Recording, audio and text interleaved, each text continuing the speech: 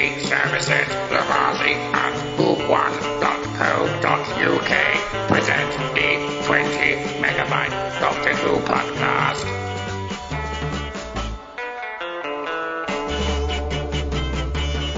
Hello and welcome to the 20 megabyte Doctor Who podcast, episode 537. I'm Adam, and for fun, sir, and is Kirby Bartlett Sloan. You're right. I am definitely Mr. Grumpy Face today. Yes. Who else can we do? Oh yeah, Robert Haynes. I'm sorry, sir. I'm Sacred Bob. Nice one. Yeah, brilliant. We have no need of comfy chairs. It's Mary Lang. We all plunge to our death. See? I thought about it. And yes, she managed to get everything working this week. It's Mebera Delrose. 012.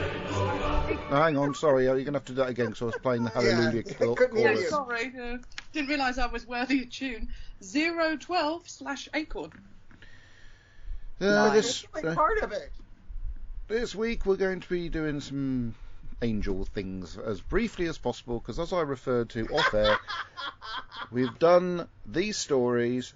This is the third time we've done them. So if you really want to see a sort of combined synopsis of this story, Kirby will now relay the episodes of the show you need to back listen to. Kirby? Episode number 43 from February the 21st, 2011, and episode 6 from March. Episode 18th. 6? Go back again. Sorry, you went in a funny order then. You went episode 43 and episode 6. No, episode 156. Oh, because Robert talked over you and you were... Yeah, he talked over Who was in which? From March the 18th, 2013. So it's been 9 years. Don't care. This is for Robert for talking over you. I don't think I've seen any of those. When I last saw it. And- I'm right here for any of those. Of course, this story has the... Mary was on 156. Debbie was not. Yeah, I wasn't here yet. What about me? When was I? 11, really? Okay. Robert was on 156, as was Mr. Excuse himself. We just recalled the fact that Mary's been on here putting up with us for 9 years. Yeah. It's been here for By the ages. way, and not forgetting, of course, that this is the story that I was doing when we launched the show. So it's actually the 4th time that this has been featured. Well, it's not in the show notes, therefore I Don't didn't give a include Tinker's Cuss, and if you want to look up Tinker's Cuss, that's on Google somewhere. So, the Time of Angels begins, Kirby, quite briefly. I should have actually just sampled it, shouldn't I? It begins with a pan down from the sky and a sort of a gentleman that seems to be a bit on drugs. He's a lead singer of a pop band, I believe, at the time. Can't remember which one. Never mind. I believe so, yes. And he's got a lipstick on his chops, obviously. He is Michael Jeffrey Skinner. He's best known for the music project The Streets. That's it, The Streets, Deb's favourite band. That's not my Not Deb. me. That's, yeah. Anyway, so he's been obviously drugged, and some Bond type agents approach him and arrest him, and then try to. The Bond bloke don't half look like a grey-haired version of Roger Daltrey. No, the other one. Rassilon. No, Rassilon. What's his name? Timothy Dalton. Timothy That's it. Dalton, Rassilon, I got the Dalt bit right when I said Roger Daltrey, and then of course it doesn't take a lot of working out. Considering we saw a preview of it last week, that River Song, they just show her shoes and her legs and her gun. I mean, that would have been quite cool if they hadn't already spoiled it the previous week. Anyway, so Could River be Song. Matt Smith. Pardon? Yeah, exactly. He's that kind of doctor. Game. Anyway, 12,000 years earlier, the Doctor is looking at some museum artifacts with Amy, and then finds something very interesting. And there's some carvings in old ancient Gallifreyan, which Why is aren't they in circles?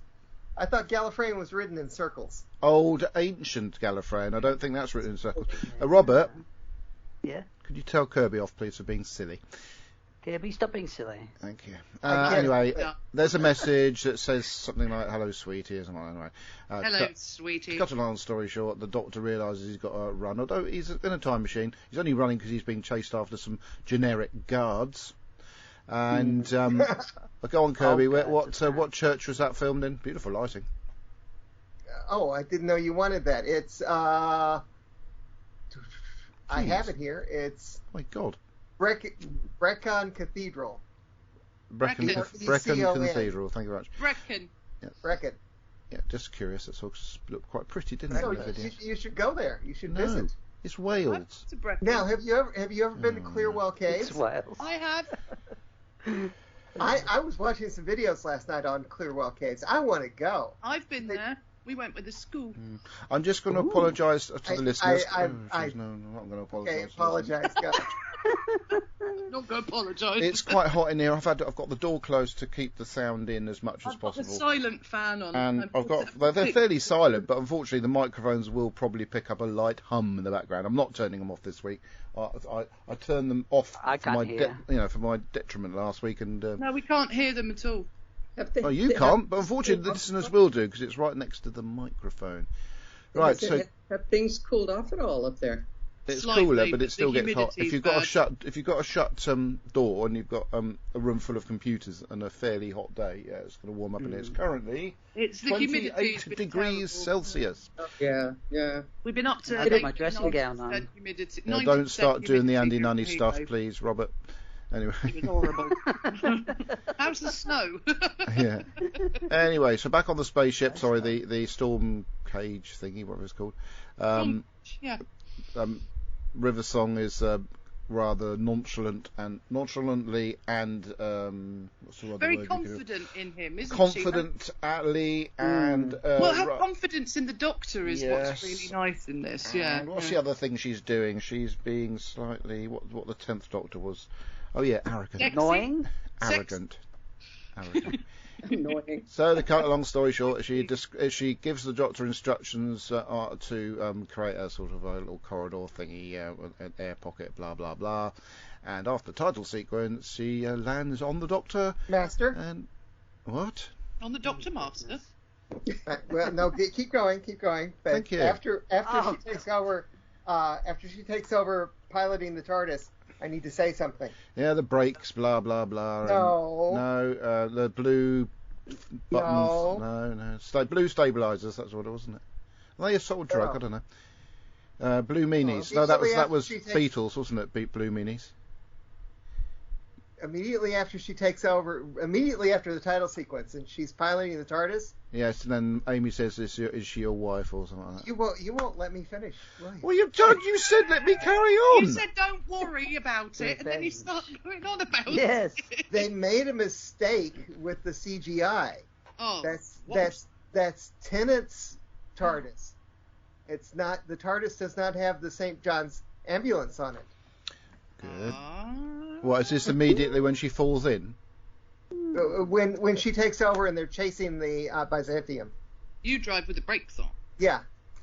When you see outside, when the Byzantium flies away and the TARDIS is chasing it, it's the wrong type of TARDIS. How? Probably they wow. skimped on the CGI. Probably. Oh Yeah, dear. it was a mistake. Oh my Well, god. this is They pulled up the wrong file. this is the first episode that they recorded, so Yeah. it's possible that they just didn't get it changed over in time. Oh, they admit that they brought up the but wrong one. Kirby's trying to say is, dare they? Yes. Anyway, on the live feed, Lillian Robbins says hello, and then Hello. I want River's shoes. Howdy. I want River's shoes too. Oh, I they're would crap. never be able to walk in them anymore.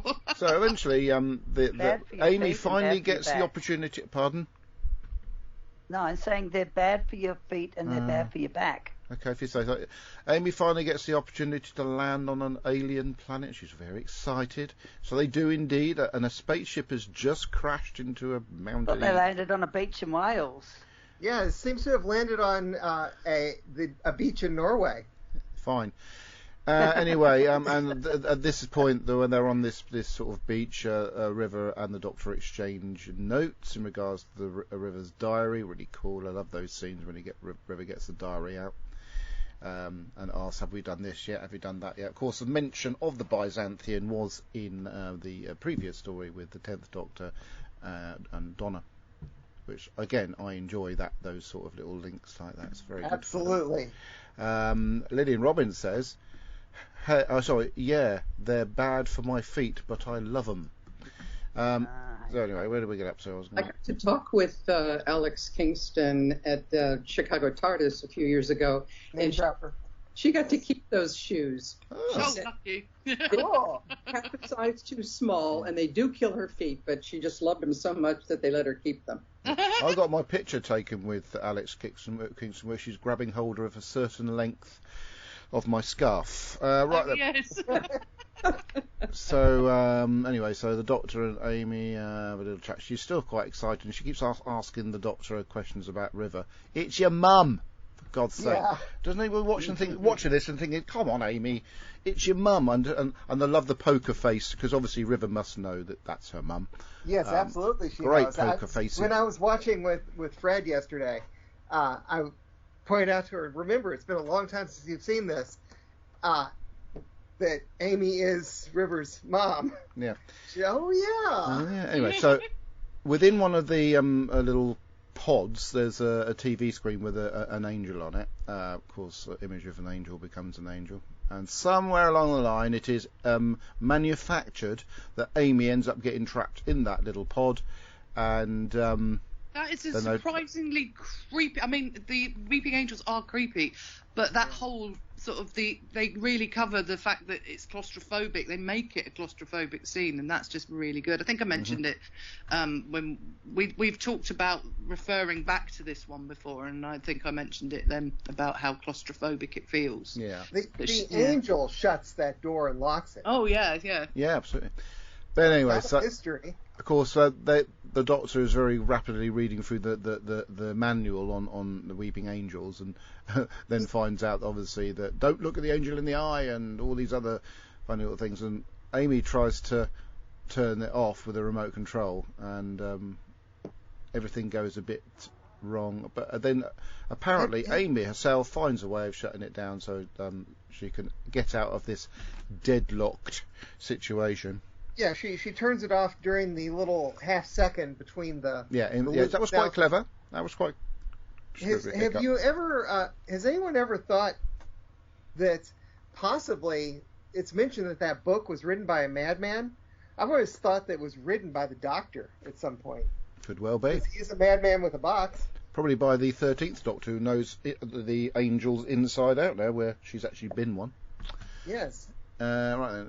Moving on. So he gets out, and they end up in this sort of very dark cave, and the Doctor asks for a gravity globe thing, and kicks it rather sportifully up into the air, and it lightens everything, and lots of statues and creepiness.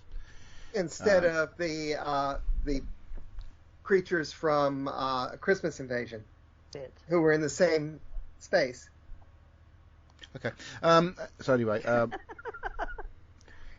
going to paraphrase a little bit here, because Amy and River do a little bit of bonding, while the clerics sort of just walk around the caves looking for guarding against the potential for weeping angels. And then one of them, Bob, who's not Angel Bob yet. Poor little Bob. He might as well have been wearing a red shirt. Oh God, red. Yeah, shirt, that's all they did. Yeah. As soon as you see someone in a red shirt and they're going on an adventure, you just have a general sinking feeling these days. Speaking of red shirts, Exactly. Speaking of red shirts, it has been speculated that the costume designer was inspired by Romana's outfit from Warrior's Gate for the outfit that Amy is wearing. Although the outfit Amy is wearing has also been referred to as being a kind of a Little Red Riding Hood. Oh, okay. All right. Yeah, moving on. Romana was wearing a red top and some trousers. Okay. Anyway, the angels are looking a bit ropey, because they haven't quite generated into angels. A bit sort of, they've been without a certain power, I suppose. And anyway, Bob gets done in. But after he got done in, the angels very creepily stripped off out his part of his brain and were using him to communicate to the Doctor with. Sacred I tell you name. what, I mean, that was beautifully done. The fact that obviously using Bob's voice and being so menacing, but just keeping that that voice that Bob had, it just was Absolutely lovely. I loved it. So anyway, moving on. The situation within the cave becomes more and more sort of deadly because they're surrounded by angels, and the angels keep turning the lights off and everything. And it does really look like they're about to get done in. Master. What? If you watch carefully, as everyone's holding their torches, they're all twiddling their pinky fingers because that's where the switch is to flicker the lights. Yeah. Thank you for that, whatever your name is. Where are we going? Flesh and Stone. So next episode is Flesh and Stone. So basically, moving on. Wait, I have got to move. The Doctor uses a GAN to shoot the gravity globe, and they all jump. And he said gun just in a really odd way. I think it's GAN. Yeah. They're Like now they're upside down on the belly of the whatever it is, Byzantine ship, I suppose, with the angels looking up at them. But it doesn't take long for the angels to realise all they got to do is essentially jump, and they're in the same place. So another little sort of claustrophobic situation occurs. I've got a query then. Beg your pardon? I've got a query. Have you? Yeah. Okay. The angels jump. What happens if they're mid-jump and somebody looks at them? Well, they'll still fly, but they just like fall down and they'll be solid, won't they? I don't know. Anyway, so another little claustrophobic situation develops as they get locked into a little area, and then Amy says 10. And starts counting. Yeah, starts counting. And Says, no, told you to beautifully creepy wonderfulness. Oh dear, what am I saying about that poor yeah. Stephen Moffat? This is when Stephen Moffat was great. And well, I wouldn't go that far. Yeah, I wouldn't either. This was a good story, Robert. Sorry, it was really good. And they just trying to keep away from the angels. And then, while they enter this sort of area where there's loads of doors, looks like a central sort of control room. It's a secondary control room. A what? Secondary control room. Yes. The Doctor finds a route out into this sort of area of wonderful forest and stuff. And he starts talking to Bob on the phone, and Amy's still counting down. So I love the bit where he goes, "Oh man, why is Amy counting down? For fun." And that's my quote. For fun, sir. And behind him, the crack opens. But then Amy closes her legs and sits down, and it's fine. For God's sake! What? Well, she had a short skirt. What? Adam, you just lowered the tone. Well, Ben's not here. Yes. I have the power. The same way the tone is lowered at the very end of this episode when. Yes, indeed. When the crack opens back up again. Oh no, they close it. Anyway, and of course, once the crack opens, the angels are they're like moths to a light. The angels are rather attracted to it. So anyway, once they're in the forest. Very conveniently, by the way, those woods are Puzzlewood, which is part of the Forest of Dean, and it's like right outside of Clearwell Caves. Did you say interestingly? Yes. Which particular bit was interesting? Do you know what? Isla was singing a Kirby song before I came in. They're round next door. Anyway, Brandon Moore joins the online messaging by saying, "Sorry I'm late. I failed to understand the gravity of the situation and got sucked into Amy's crack." And you say I lowered the tone. Right, by the time she gets to 4, Amy starts feeling a bit ill and is advised to lie down. And the Doctor sort of gives her a bit of a pep talk, and eventually they decide the only way they're going to stop her from dying is getting her to shut her eyes. Now this bit did confuse me a smidge. 1 minute, apparently she's got her eyes shut, when later on in the episode she's got her eyes shut, and the angels are distracted and won't realise she's got her eyes shut. Well, how the hell do they know people are blinking then if their eyes aren't shut and stuff? Yeah. I didn't get that bit. That's the only bit I didn't get. Master, it's a science fiction fantasy TV program. Shut up. Hey. Anyway, she's got her eyes shut, and so initially, the Doctor, Octavian, who's a great actor, he was a brilliant character, great actor, go off on a mission, leave Amy all on her own. But then, just after the Doctor leaves, a mysterious thing happens when the Doctor suddenly reappears and says, "You do believe in me, don't you, Amy?" and that all sort of stuff. And he's got his shirt sleeves rolled up.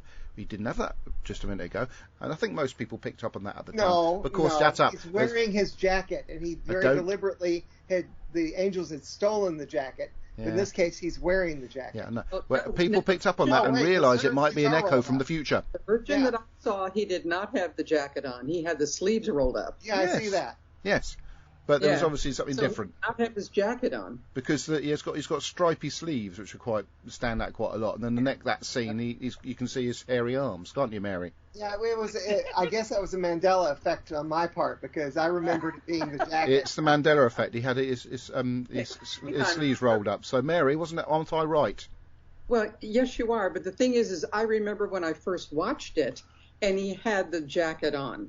But that now the version that I'm seeing now, and I have a feeling they went back and changed it, he has his sleeves rolled up. Yeah. So, but I think so you're agreeing with me that I thought it was a jacket. I think. Anyway, there's a little. Or reality has changed. Yeah. Anyway, there's something's been decoded by the Doctor, and there's these little numbers come up on his little machine and say he calls it Amy's time. 2606 2010, basically. That's the number. Yeah, her wedding day. But he does leave a couple of clerics to look after Amy, which that doesn't go too well for her, to be fair. One of the clerics is the black cleric has got quite a well-known face on British telly. I recognise him quite clearly, but I can't think of what I've seen him in. Game of Thrones, probably. Was he in Game of Thrones? Was he? Yeah. Game of Thrones. He's also in Full Monty. Is he? Yeah. What, the film? Okay. Yeah. Was he one of the strippers? Yeah. Oh, wow, I didn't know that. We are talking about the same guy, aren't we? Yeah, the one that gets done in first, that goes into the crack first. Every time I see him, I think of his name and it just disappears. But yeah, I will dig down into deep filing. There's no need. Anyway, the soldiers gradually sort of get drawn to the crack like moths to a light, like I said earlier on. And as soon as they go in there, they can get wiped from history, including the bloke that was in that great Sky TV series. It's about football that I forget the title of. The Geordie bloke. It's quite creepy when obviously Amy's trying to talk about all the people they've just been hanging around with, and he's there's nobody called that, and off he goes. And I don't know that person. Well, and it wasn't his shirt sleeves; it was his jacket. Whatever. Anyway, so meanwhile, same thing. It's been sucked through the. Ian Glenn. Okay. Anyway, so the Doctor is having a bit of a bicker in some ways with Octavian, and then the lights go out, and Octavian's being grabbed from behind by a weeping angel. Who's dying? Robert. Me. Right, cheers, Robert. Now we've all got COVID. Absolutely wonderful. Thanks for that. Listen to them. They're dying, R2. They're dying, R2. Curse my metal body. I wasn't fast enough. Anyway, I was trying to think of the name of the beautiful lady, which I really don't understand why the BBC did it. The beautiful actress that was used to go to conventions because she was a weeping angel. I can't remember her name now. I've got a signed picture of her. You met her at least once. Yeah. I have met her. I've got a picture with her, but I can't remember her name. She's still in my picture. Actually, maybe I should look into my little. No, I can't be bothered. Anyway, but she was very pretty. It seemed a bit of a shame to stick all this stuff on top of her, so you can't see her face. Anyway, so very brave scene of Octavian, who has to die basically because he's really got no choice. And did you see the little tear in the Doctor's eye? I thought that was quite a lovely little touch, as he knew that he was saying goodbye to old Octavian. Oh. I didn't see it, though. Oh, didn't you not? Anyway, so Amy's going to die. The Doctor tries to say, all you've got to do is walk through, with her eyes shut, this sort of forest towards me. And of course, she's got no chance. Yes, Robert. Easier said than done. I just said that. Anyway. If the angels are quantum locked so that they're stone if you're looking at them, if she's not looking at them, they're only stoned because we're looking at them through Are the they not? TV. No, are they supposed to be distracted by the time energy coming out of Amy's crack? Oh dear. Oh, God. I mean, that's an introductory thing. not. You Oh, need to no. do. There he is. Don't worry, Ben. I've I been need to filling in ask for you on someone the to innuendo front. You turn up, and the first thing you hear is someone talking about Amy's crack. I mean, All right, I'm adding you to the list of who's in this You episode. don't actually have to commentate on what you're adding to on the spreadsheet. Yes, I do. Ben, How do you rude have we a are being. quote from this tale? McDoctor, McRun. Oh, man. What? He's Ian Glenn. Is he Scottish? I don't remember him being Scottish in this story. I am Doctor Who, and I'm Scottish. Actually, going back, is Ian Glenn the cleric that you were talking about earlier on? Yes. Because I think you might have got a bit confused there. Fair enough. We got him wrong, did we? Never Yes, mind. no, I'm talking about the black cleric chap with the Aster? gap teeth,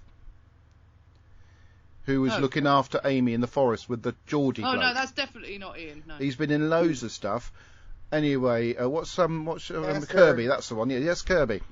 I was updating the database and I flipped over to the 20 megabyte Doctor Who podcast.podbean.com and to look up Victory of the Daleks, and somehow we talked. The Beast Below was episode 535, but the Podbean says Victory of the Daleks was 546. So Kirby's we trying skipped his a whole hardest bunch of before us, numbers. trying to make a cup of tea. You know he's going to ignore us. Maybe you will go for a wee.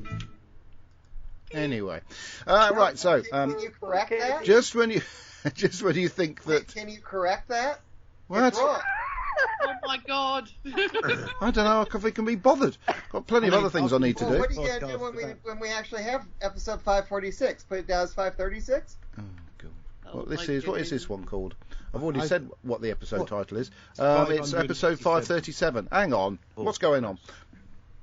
Go Sorry. look at Podbean. Right, because I've got all the time in the world, haven't I, to go around and correct You made a episode mistake. numbers. I made a mistake. I'm You sorry, have- I'm not well, perfect. the thing If is- you have made a mistake, I have to go back to Podbean and change No, these the episode question titles. is, how do I put Victory of the Daleks into the database? Who the hell knows? Is it not possible, Kirby, that this Is it could not have been possible to done work this out after we're off live air? broadcasting? Yeah. No. Let's have an on-air production meeting. And It's because really of you, accurate instead of podcast. going into the Podbean site, I went into Ancestry because it's a very similar logo. I'll come back to that in a minute. Where'd I go? No, to? do it Let's later. come back to that. Adam, let's just get on and don't worry. How about that? That'd be nice, wouldn't it? Could have done that about 10 minutes ago. So anyway, Amy is trying to get through these angels who, just for the sake of the script, can't see the fact she's got her eyes bloody shut. But apparently they're being distracted by the time energy of her crack. I mean, Like of the crack that in time and space, etc., etc. Anyway, just when you think Amy's about to die because she's fallen down and dropped the communicator, even though it's right next to her hand as she's padding around for it, it's right next to your hand, Amy. Good old daughter beams her into the spaceship, and which therefore saves a paradox and means that obviously River doesn't suddenly disappear, because she would do if she didn't save her, etc. Well, you realize, since it is the Doctor there and Dr. River's song, it is a paradox.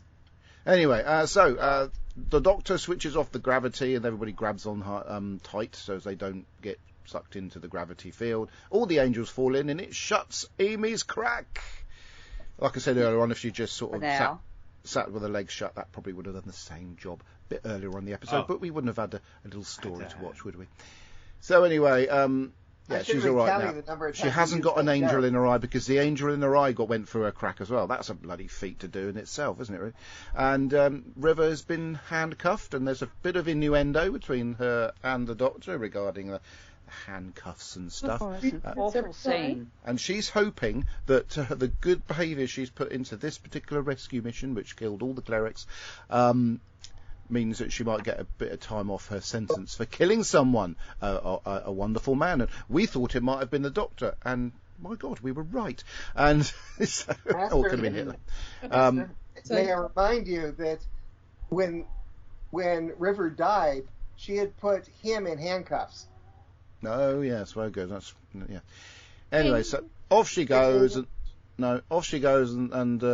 Amy and the Doctor head off to Amy's house to have a look at a rubbish wedding dress. I have to say, it's a terrible design. I don't know who designed that one. And then are you somehow an expert on wedding? Yeah. Oh, I know that dress is a bit naff. Some quite good knowledge about they probably got it from a second-hand shop from the 80s. Anyway, so they get much money. And then the most excruciating scene in this period of Doctor Who, when Amy tries it on with the Doctor. I love the Doctor's sort of trying to sort of fend her off, apart from the kiss bit.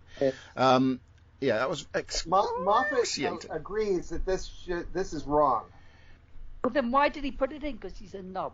He's a writer. So he wrote it. He could have taken it out. He was trying to be funny, but he now admits that was the worst thing he wrote this entire series. Yeah. It ruined the episode in some ways, because it's a really, really good story. Yeah, because you could suspend your disbelief in regards to her having eyes shut with the angels around a little bit. You could just suspend that because of the crack being open and stuff, and then being distracted. Maybe, I don't know. But as soon as you got to that scene, it was just ridiculous and upsetting. They might as well just remove it from the episode, because they obviously, like you say, they replaced him with his shirt, his jacket on with his sleeves, didn't they, to do re-edit for posterity. Anyway, so that was a bit of a shame. On a scale of 1 to 10, Adam, how much did it upset you? Probably about 9. I hate that scene. I absolutely detest it. It sounds like a 9 in the way that you're talking. It's not good. But the rest of the episode is probably an 8 or a 9 in itself. And it's a great story, very gripping, very well written, great dialogue. And Amy and Karen Gillan's in it. And of course, so is the Ben's most hated actress, Alex Kingston, who's also fab. God, I hate that woman. I do like the episode. Why? But then we have a preview for Flesh and Stone, which features Draco Malfoy's mum. There you go. Who? So anyway, so I'm just going to. That's more or less what I think of the story. So I more or less said what I thought of it. It's a great story. Actually, I liked it a lot more than I remember liking it. I just wish I'd stopped it just at the point where they go back to have a look at the dress and didn't watch that bit. So there you go. Right then, who should we begin with? Because she couldn't be bothered to show up last week, it's Deborah Melrose. I nearly threw this laptop across the room several times. So you're rubbish at IT, is it? Then? No. The fact that I you just can't. I understand. Had to pass this over to someone who knows more IT than me was a bit embarrassing. But I mean, what, your daughter? No, usually. You obviously missed the news last week. Then I've got a new job as an IT AV installer. So if you ever need any help, don't call. Oh, well. I'm joking. Of course you can. Of course you could. But this story, like Adam just said, I watched it again, and I enjoy it more every time I watch it, because I think I spend more time looking at all the different statues in the background as well, because And Kirby spends all his time looking at the different statistics. Oh, yeah. Well, the torch is getting clicked on and off. I really like this one. It's a good romp. It's fun. It's creepy. I mean, the fact that Blink is still one of the all-time best Doctor Who episodes ever, and then they bring back when they keep bringing back enemies like the previous story, the Daleks were ridiculous. The Teletubby Daleks, ridiculous. Yeah. But they brought the Weeping Angels back, and they are creepier than they were in Blink, because there's just the way every now and then the light changes and they've all moved is just horrifying, but in such a good, gorgeously creepy way. And I love it when Doctor Who does that, when it kind of pulls the rug out from you. With Amy having to have her eyes closed all the way through, and it's just a really good story, and the music really adds to it as well again. And I think the actors in this, everyone's acting beautifully. Alex Kingston's just a joy to watch every time she's on. Don't say that in front of Ben. Yeah. I love her. I absolutely love her. Ever since I first saw her in Mole Flanders, I've rated I love Mole Flanders. That's a great. I think Ned Flanders is brilliant.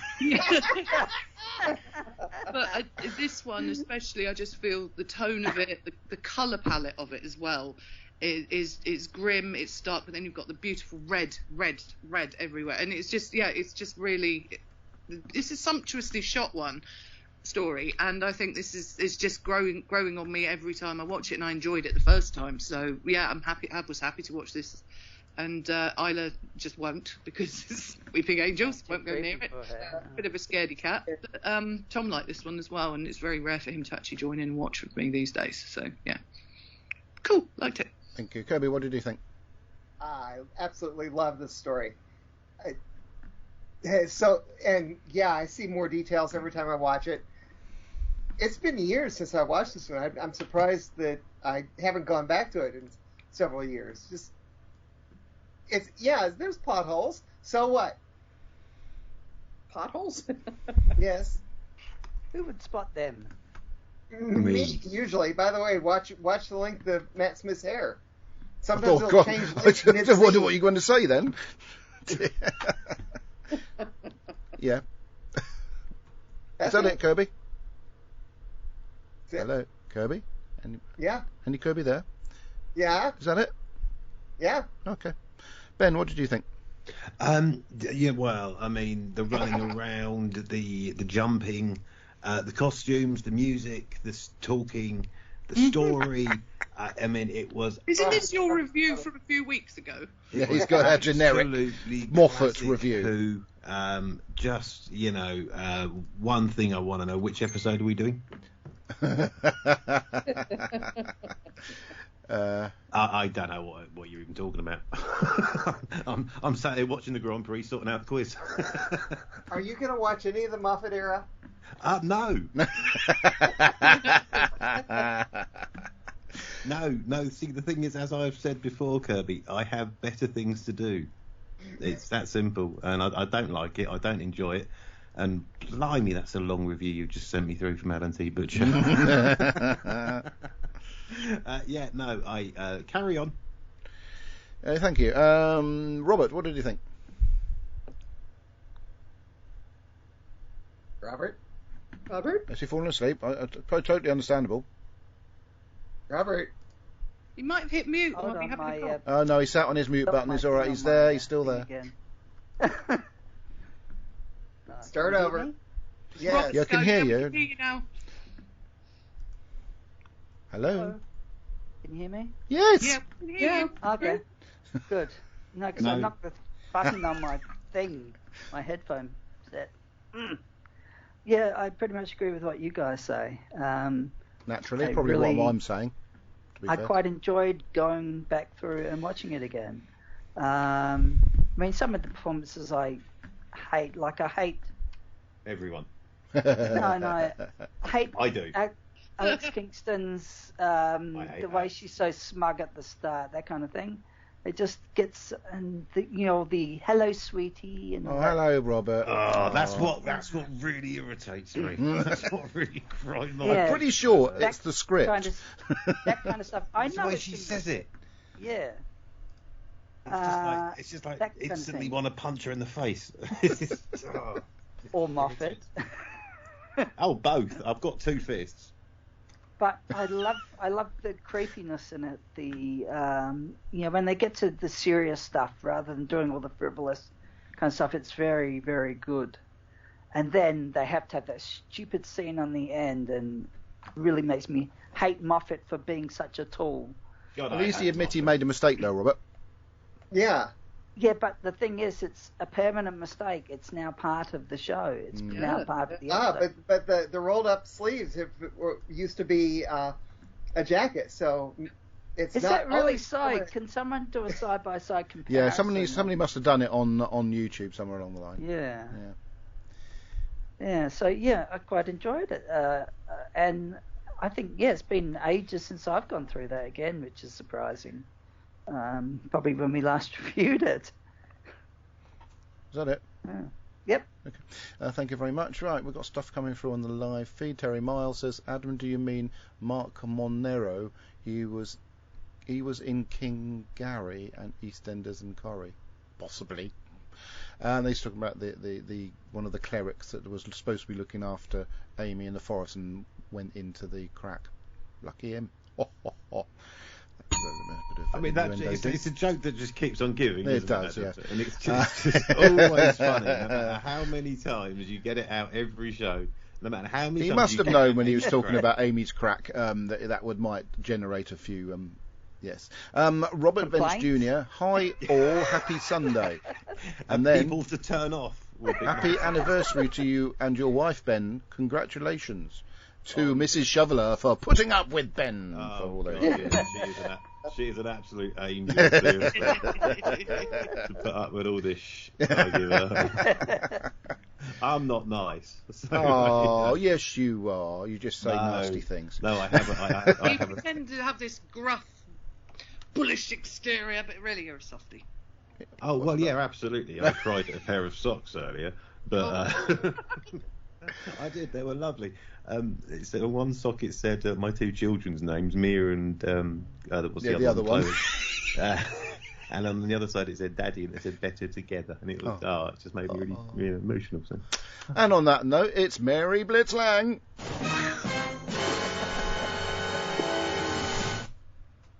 Well, I will have to say that this story has gone down a few notches for me. Mm-hmm.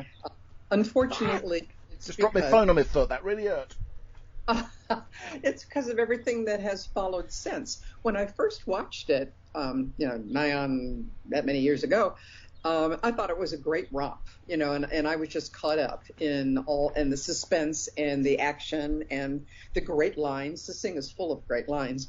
But what it boils down to, it's a typical Moffat story where nothing makes sense. I just find myself constantly going, what? And why did they do that? And why isn't this happening? But because it moves so quickly and creates such tension along the way, I think that we tend to be very forgiving of it.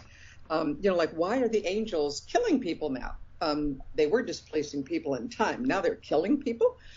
So I thought that's how things would continue on. But I know, from watching, the rest of the era and all that they go back to displacing people in time. So it's a quirk of this story that just doesn't seem right, except without it we wouldn't have Angel Bob to talk to them. And when the doctor switches off the gravity and they all end up standing on the hull of the ship, the first thing that occurs to me is, well, why are they standing? Do they have magnetized shoes or something?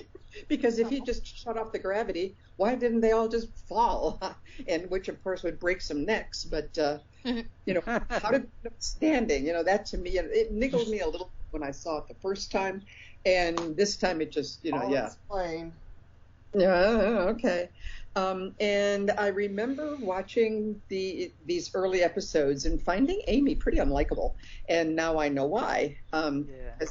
Particularly because of that scene, that we all hate. But even before that, I'm going to assault the doctor. Yeah, she's pretty hard to get along with, I think. She's always asking questions and not doing things the way she's supposed to.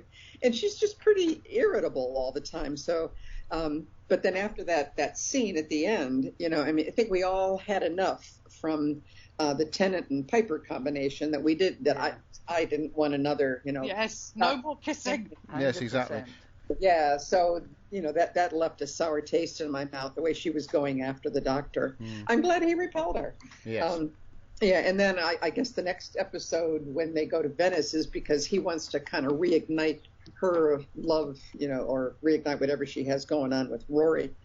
I think that it's the performances that really sell it. I think Alex Kingston does an amazing job. And I think Matt Smith, I know that this is the first episode that they actually recorded. So we're seeing him pretty young, pretty raw in this. But boy, he comes across as part human, part alien, and the alien part seems to win more often than not. I'm kind of on the fence now. I used to love it. Now I'm kind of on the fence because I'm seeing too much of the Moffat way of doing things. So that's what I think. Well, at least we don't have to worry about Moffat doing it anymore. Mary. Thank you, Mary. Yes, agree with a lot of what you said. I did forget to commend Matt Smith because he was very good. Right then. Right. We got Robert Vance Jr. saying, was that a Pink Floyd T-shirt you were wearing, Ben, in the picture? Yes, it is, actually. Yes, I was thinking which picture, which T-shirt. Yes, it was a Pink Floyd T-shirt from a gig in 1974 when I was -1. Lillian Robbins says, asking questions is the role of the companion. And Robin Mitz Jr. says, but like the Doctor, Amy changed as well towards the end, Mary Blitz. Isn't the role of the companion to run around screaming? Yeah, she does change, and I do remember ending up loving the Ponds, but at this beginning, I'm reminded... Yeah, we were all worried, weren't we, Mary, that it was going to be, not another romance! Yeah. Yeah. But yeah, I was irritated by her initially, and I see why. It was like she even throws her lips at him when she's married. He comes to the wedding and she goes, go on, like that, didn't she? It's like, no. But I yeah, mean, glad that didn't last very long. Her whole demeanor is one of, kind of being opposite to the Doctor. She's always kind of arguing with him and all that. And then that's what changes over time. Yeah, I'm glad it didn't last very long, because there wouldn't have been a river, because obviously... Anyway, so that concludes that particular section of the show. I hope Kirby has realised what's coming up next. Otherwise, we're going to get a hang on. Hi, I'm Caitlin Blackwood, and you're listening to the 20 Megabyte Doctor Who podcast. Anyway, as I was trying to say, I've that's been given ready Kirby for well over 5 minutes. plenty of time to initiate his special section of the show, hasn't it, Kirby? Yes. Special? Do you want the song again, or did you... I'll probably have the song, but yes, if we could just have the song again, Ben. Good, because obviously you're not going to have it next week. So this No, is because for if next England week. are in the final of the Euros, I've got a funny feeling it'll be on this time next week, won't it, Ben? I've got no idea. I'll be on holiday, and it's birds football, so Doesn't matter. England, birds football. But at least they're sort still of doing birds quite football, well, isn't it? unlike Which the men. counts. It counts. It does count, yes. Yes, it does. It counts in the same way as the ABBA are now holograms. That makes no sense All at the all. time. I thought you liked ABBA being I around. as do. well. That's why it makes no sense. I'm going to see it in under a month, and I'm really excited. All the times I'm not ready, and I have to spend 5 seconds refreshing the screen, and yet here we go. here we're going on like 6 minutes. All right, then. Just well, get look, on with it. What's this chap called again? Kirby, isn't it? We'll have the song again, because as I say, Yeah, I'm have the not here song next again, week. because you never know. I And- might edit this bit. And we were Right. talking about excellent You edit? songwriters. So, I might have to edit this No, bit. Adam edited. I do, and I absolutely have to. I don't like it you because I'm very don't. busy, you see. Right, let's turn this computer off. Shut down. Well, you need to edit that entry on Podbean. Just get on with it. I've done that anyway, Kirby.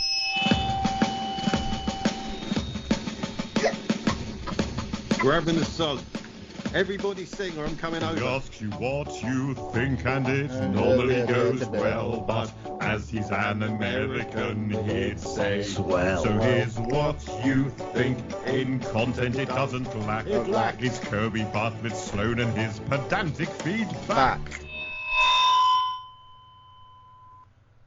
I hope I hit your levels there, Adam. Nobody asked me to check them, though, did they? Did I make you peak, Oh, we didn't, sir? did we? Fired. Did I make you peak? All of us. Yeah, Anyway, I posted... Shall we all quit? In the middle of it, in the middle of the show. Leave Adam doing all the feedback, pretending he's all of us. Indeed. Get on with it. I'm trying. Shall I play the song again? 'Cause No! I'm not in it. I like the song. Thank you. So do I, actually. Let's have it again then. No. I might not be here the week after. what is He going asks you on? what you think, and it normally goes well. But as he's an American, Somebody he'd call me say, Swell. so here's what you think. Kirby, In content, 10, it 5, doesn't lack. 4, It's Kirby Bartlett 3, Sloan and his 2, pedantic 1. feedback. Cue Kirby. No, I have to wait for the feedback. Just get on with it. Oh, that's Cue right Kirby. Trying there. for 10 minutes. Cue Kirby. I've been trying for 10 minutes. Anyway, Cue Kirby. Not hard enough. the first comment... Kirby, start now. Since I have to tell you that I posted... Off you go now, Kirby. I'm pointing. Go for it, Kirby. I'll bet. Oh, I love you.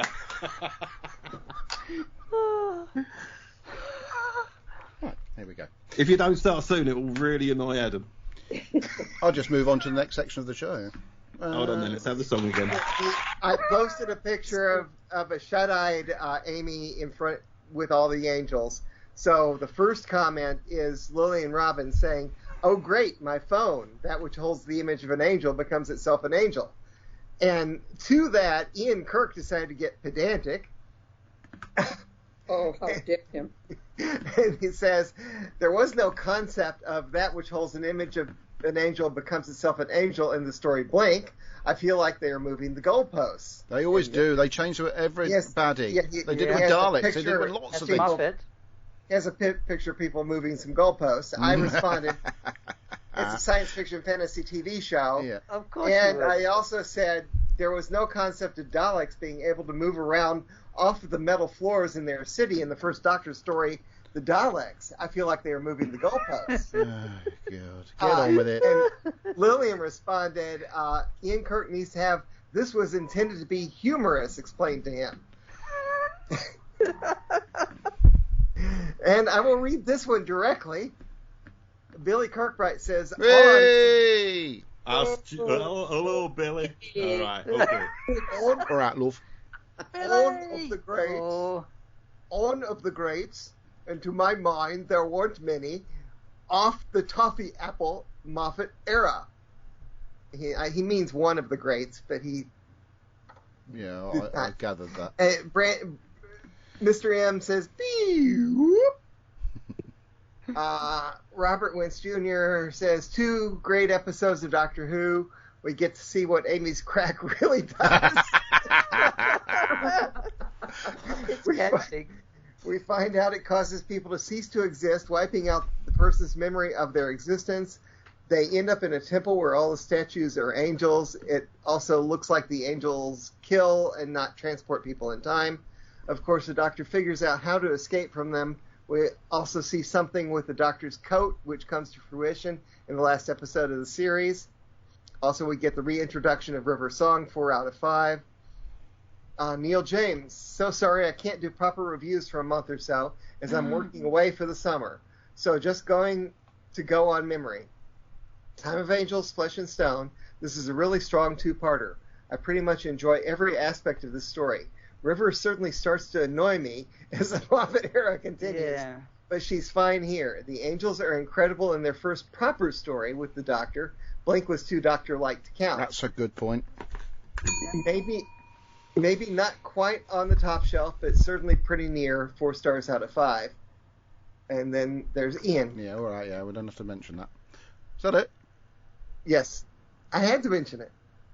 Oh, fine, okay. There wasn't really need to, because obviously I have... But I still had to. Oh, for God's sake.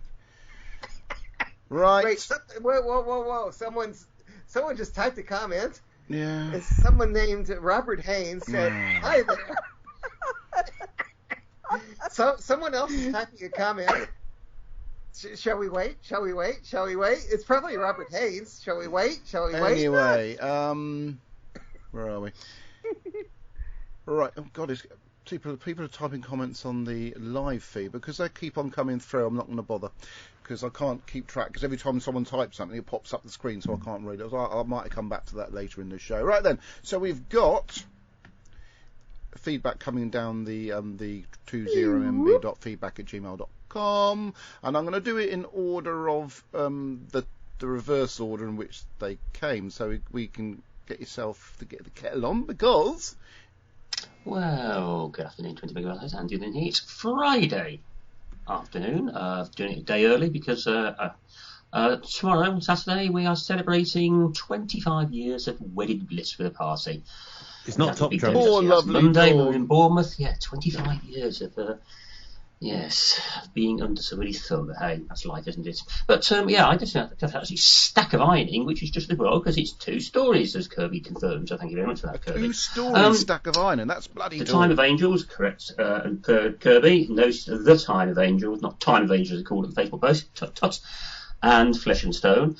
2 very good stories. I think the fact that it was 2-part meant it could stretch itself out. It didn't have to be such a frenetic pace as some of these single-part stories are, 40 minutes. So it did give it time. It gave time for the story to breathe and develop, because there was quite a lot in it. Because you got the partial resolution of Amy's crack. You must understand where it was. I think very interesting way they have time being rewritten of these 4 clerics who completely forgot about each other. Well, they forgot about each other, but the one in the end, what was his name? Can't remember, the last one did. Couldn't remember any of them. Couldn't remember Pedro. Couldn't remember Christian. Couldn't remember Fernando. Was it? Couldn't remember them all. That's time being rewritten. That's the Doctor suddenly realising that this is what's happening. That's why you start to get things about Amy. That Amy couldn't remember the Daleks, because time being rewritten and she'd forgotten about them. And obviously, as we know, there's still more to come with Amy. Which I think is excellent. This really is building up her story. And of course we had River back, and we're building River's story, and we're starting to get to know more about her, and dropping teasers and hints. I mean, when she killed a good man, do we actually find out, did she actually kill the Doctor in some way, shape or form? Yes. I'm not sure we actually do remember that. Yes, we do. But of course the fact she's living a time reverse, because, she's been killed and is now living in some sort of IT heaven or something like that. But I mean, that's interesting that you can see her and finally you get to understand more of what she's about. She's only a doctor at the moment. She's going to become a professor at some point. Against spoilers. And Marianne. I thought the church running, being a churchman myself, I thought it was very interesting the way the church had developed and changed. And it's gone back because the church was quite militaristic. Certainly, there were effectively warrior popes in the 12th and 13th century, and of course, the kings of England certainly used the church as their own personal battle force. So I think it's quite interesting the way that was. And you had Ian Glenn, who was excellent. The way he's looking after his men, making sure tell the Doctor, if I lose them, then I'll hold you personally responsible. But in the end, he knew he was going to die, and he died content because he had his faith had kept him strong, which is someone again as a churchman I can relate to that and understand that. The story itself. Well, it's his interesting development of the angels. You think there's only one, and there's not this whole load of them. And I think the thing with 2 heads, I thought it was just a plot device, wasn't it? For the Doctor, so he realised he got it completely and utterly wrong. But these angels were certainly more menacing, weren't they? And the fact they were actually killing people rather than just sending people back in time, as happened in Blink. Oh, yeah, I'm getting tired. I am. The Doctor, I think the way he reacted, it's remembering things, thinking things up on the hoof. But he's understanding more about the angels, about what they are and what they're there to achieve. I thought the conversation with Angel Bob was actually excellent because the way he's effectively playing them along, isn't he? He's getting information out of them by tricking them into answering these questions, which again, I think that's the way the Doctor does work. So I think that's another good piece of the story. All in all, yeah. It was a good story. I think the bit at the end with when Amy was really flinging herself at the Doctor was, I remember the time watching, I think, blimey, that's a bit fruity for that's the time of day this was broadcast. And she's going for great line. We need to get you sorted out. That's what I've been trying to tell you. I remember laughing my socks off at that line. I did so again as well. It's one of those things that kids wouldn't understand, but adults certainly would. Yes, and the chance to sort out. No, let's not go there. I'm a married man. I've been for 25 years. You're right. But all in all, I think this was a really, really good story. I like the had a little scene at the end, watched on DVD, an additional scene, which I think was available on YouTube from memory. I think some of these little extras and what do they call them? Episodes? No, what do they call them? Webisodes. That was it. That we used to have. And I thought they were good. And if they brought those back, I think it'd be quite good. But it certainly moved the story of the Doctor on, it moved Clara on, it moved River on. And I think this is the way, hopefully we'll go back to this sort of writing where there's some meaning in the story and some purpose to it, and not just the sort of random bits that shimble through at us. But we can but dream. Anyway, I've got to go and take Stormageddon to cricket practice, so I'll be seeing you. Well, so thank you, Andy. I will tell the listeners that those radio adverts where they say everything really quickly at the end. That's what that sounded like. What is that noise? It's Ben fiddling in his shed.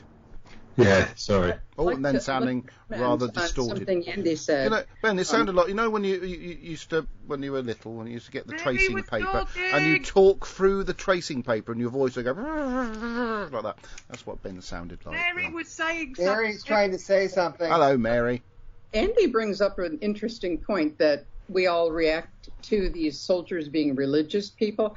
Andy does bring it up, and I agree. In medieval times, particularly in France, many of the military were religious orders. Well, look at the Templars. Yeah, exactly. Knights Templars, very military. You know, Mary, when I lived in the Chicago area, there was a place that you go for entertainment called Medieval Times. Is it still there? Not that I'm aware of. You could go and watch jousting.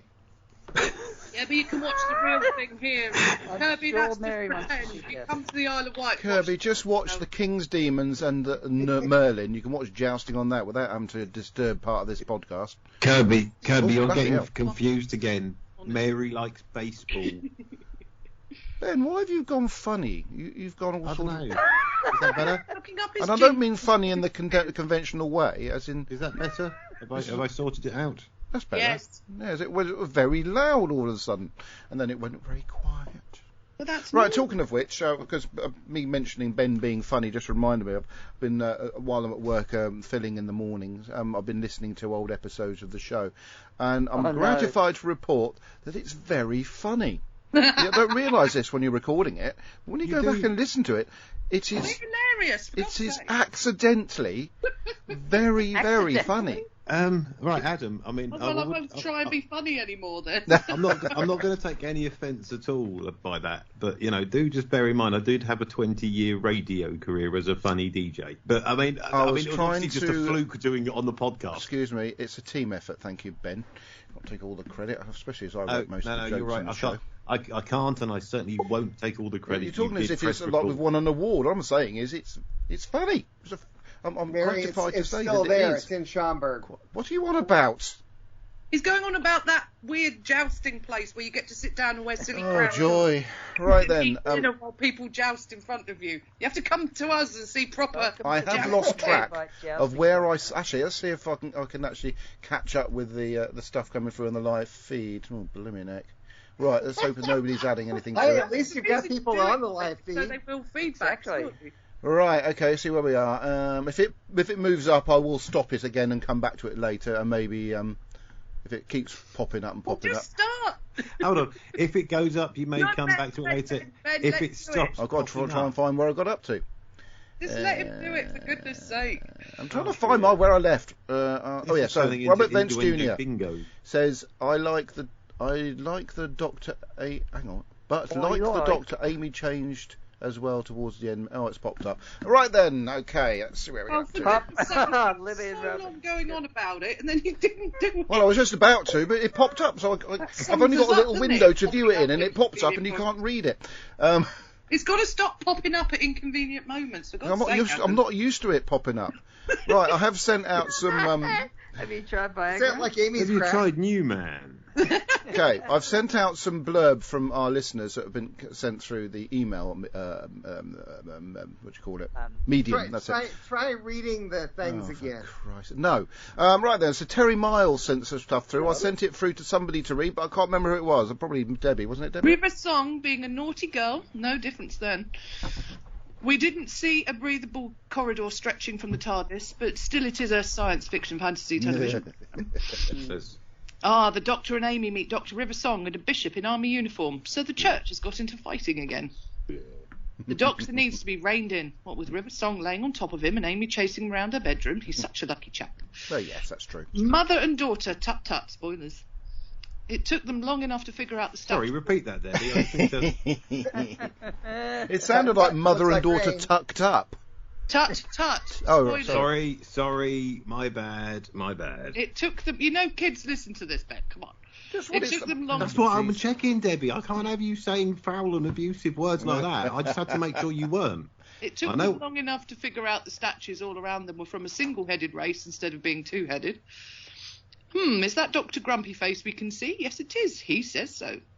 The angels don't normally speak, although Bob seemed to talk okay. If the angels are quantum locked, how come they turned their heads toward Amy when she fell over with her eyes closed? When the angel killed the bishop, the cracking sound was a bit of a problem as viewers wrote into the BBC to complain. The Pandorica, that's a fairy tale. Ha, Doctor, aren't we all? More spoilers. Yeah. Sorry to be so short this week. We're very busy. Stay safe and well, everybody. Linda and Terry Oh, that's Miles. why he went out there. Master? Well, he's at Brands Hatch all the time at the moment. I'm very jealous. Who is? Master? It looks like you were being pranked by Lillian. Oh, She put two comments on pop Okay. I'll leave the online stuff. Otherwise, it's just going to drag everything out. I'll come back to it later. Right then. Oh. Yeah. Where did I get up to? Right, some more feedback come through. The next one was from Brandon Moore. That was sent out to somebody. I can't remember who. Was it you, Mary? Yeah, I got it. Are you going to read it though? Oh, okay. That's the idea. That turned into loose women for a minute. So that's why I'm just guessing that it is from Brandon Moore. Okay. My glasses. I can't see without my glasses. No, that's not what he writes. It's I aren't see without my glasses. Yeah, it is. I aren't, but I kind of. Yeah, come on. The Time of Angels, Flesh Stone by Stephen Moffat. Weeping Angels were a runaway success when they first appeared, so bringing them back for a return outing was always going to be a risk.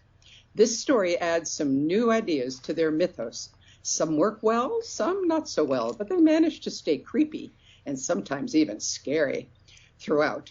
So overall, I would judge this a success. For the story recorded in this series, Matt Smith is really impressive here. His doctor almost fully cooked. He's managed to perfect the manic spontaneity of the Doctor and has instant chemistry with Alex Kingston. Many may have been doubtful that the River Song arc would be revisited, and I'm glad it was. Here we start to see the brilliance of the plotting, with adventures yet to come already being teased. It's a shame none of the clerics ever returned as well. Father Octavian was a great character. This is very much a story of two parts. The first, much more horror-drenched and spine-tingling. The second, indulging in the arc and time crack elements. At the time, I don't think anybody was expecting the crack to play such a huge role in things. Goodness sake. Or in subsequent podcasts.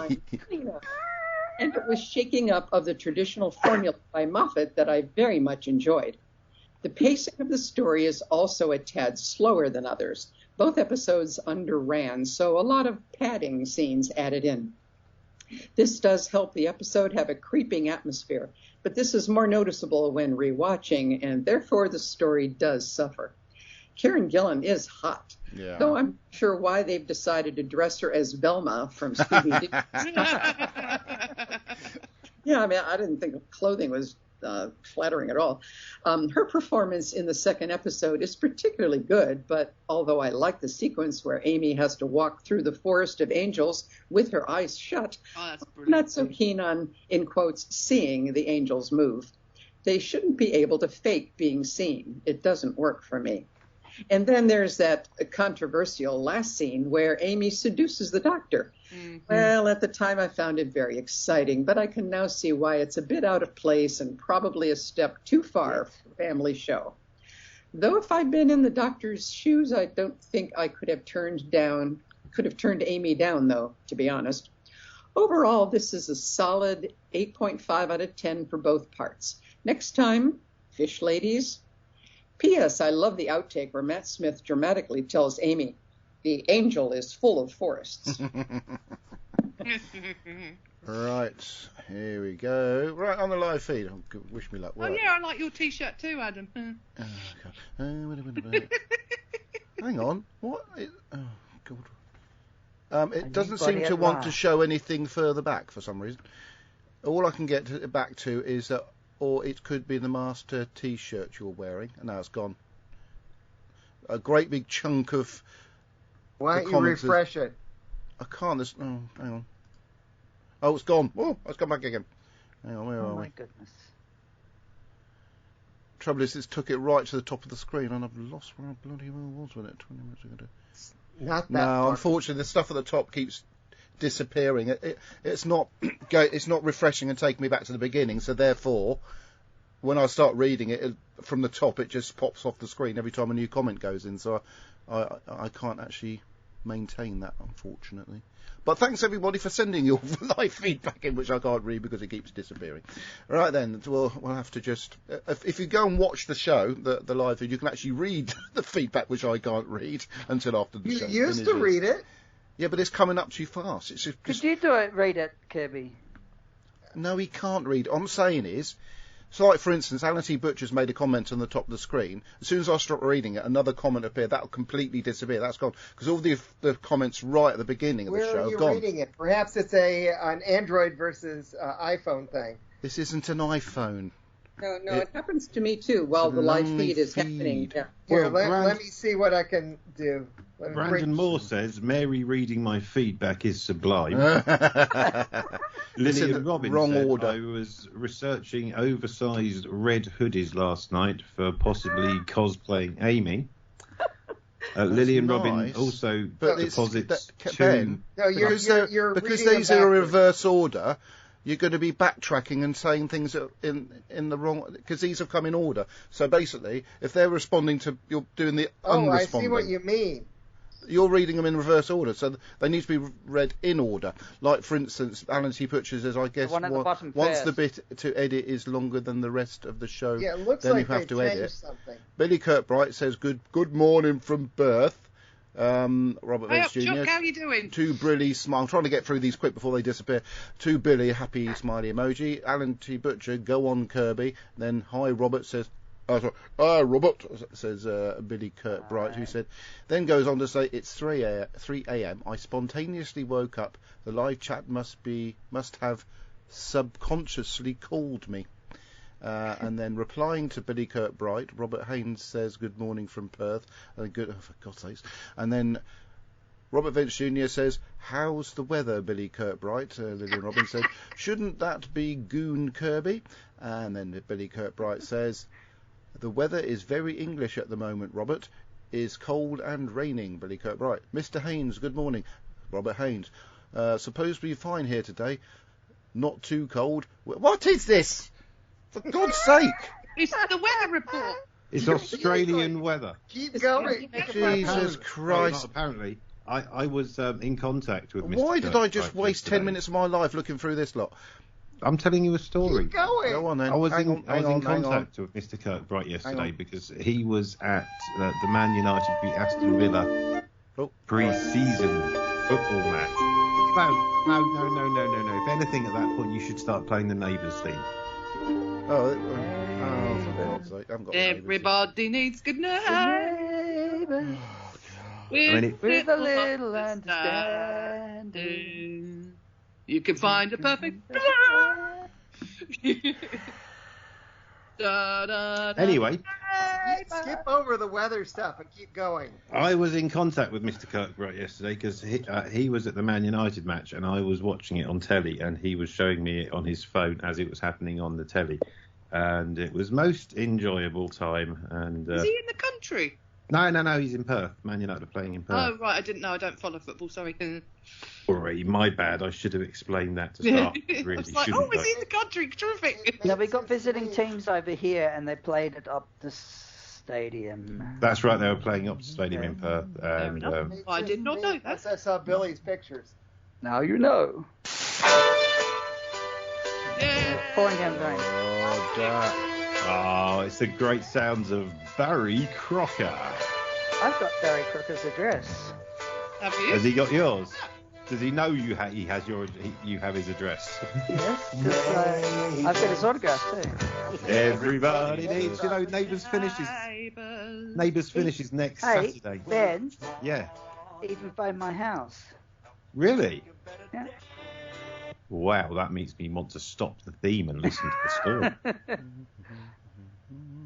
Invited me to the show he was doing. Oh, wow. Hey! Was it a crockish or was it good? It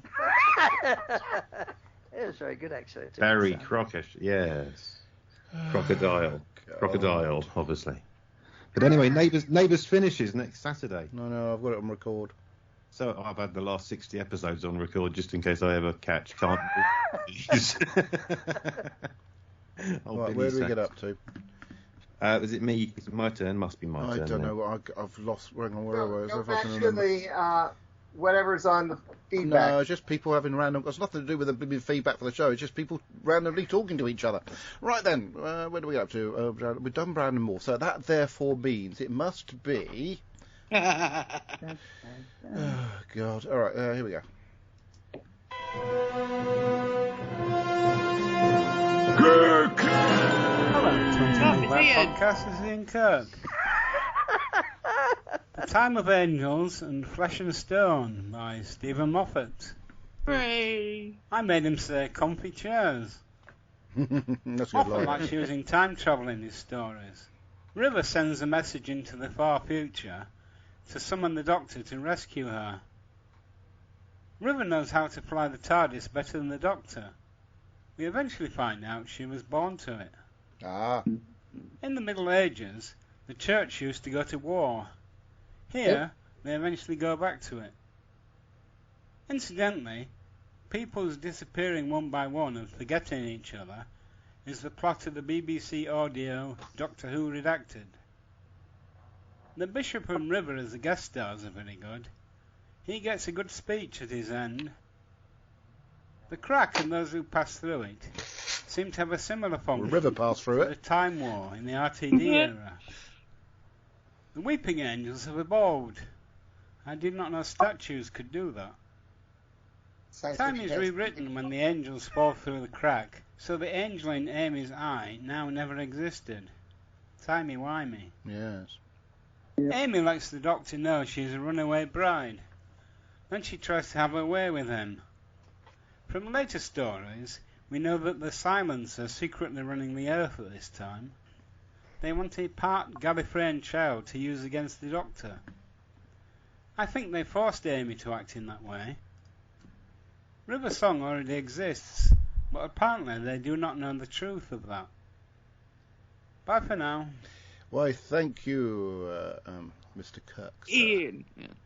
Okay, so Robert Venetian says a 20 megabyte weather report, and then ironing must be Andy's hobby. Lillian Robin said pop pop.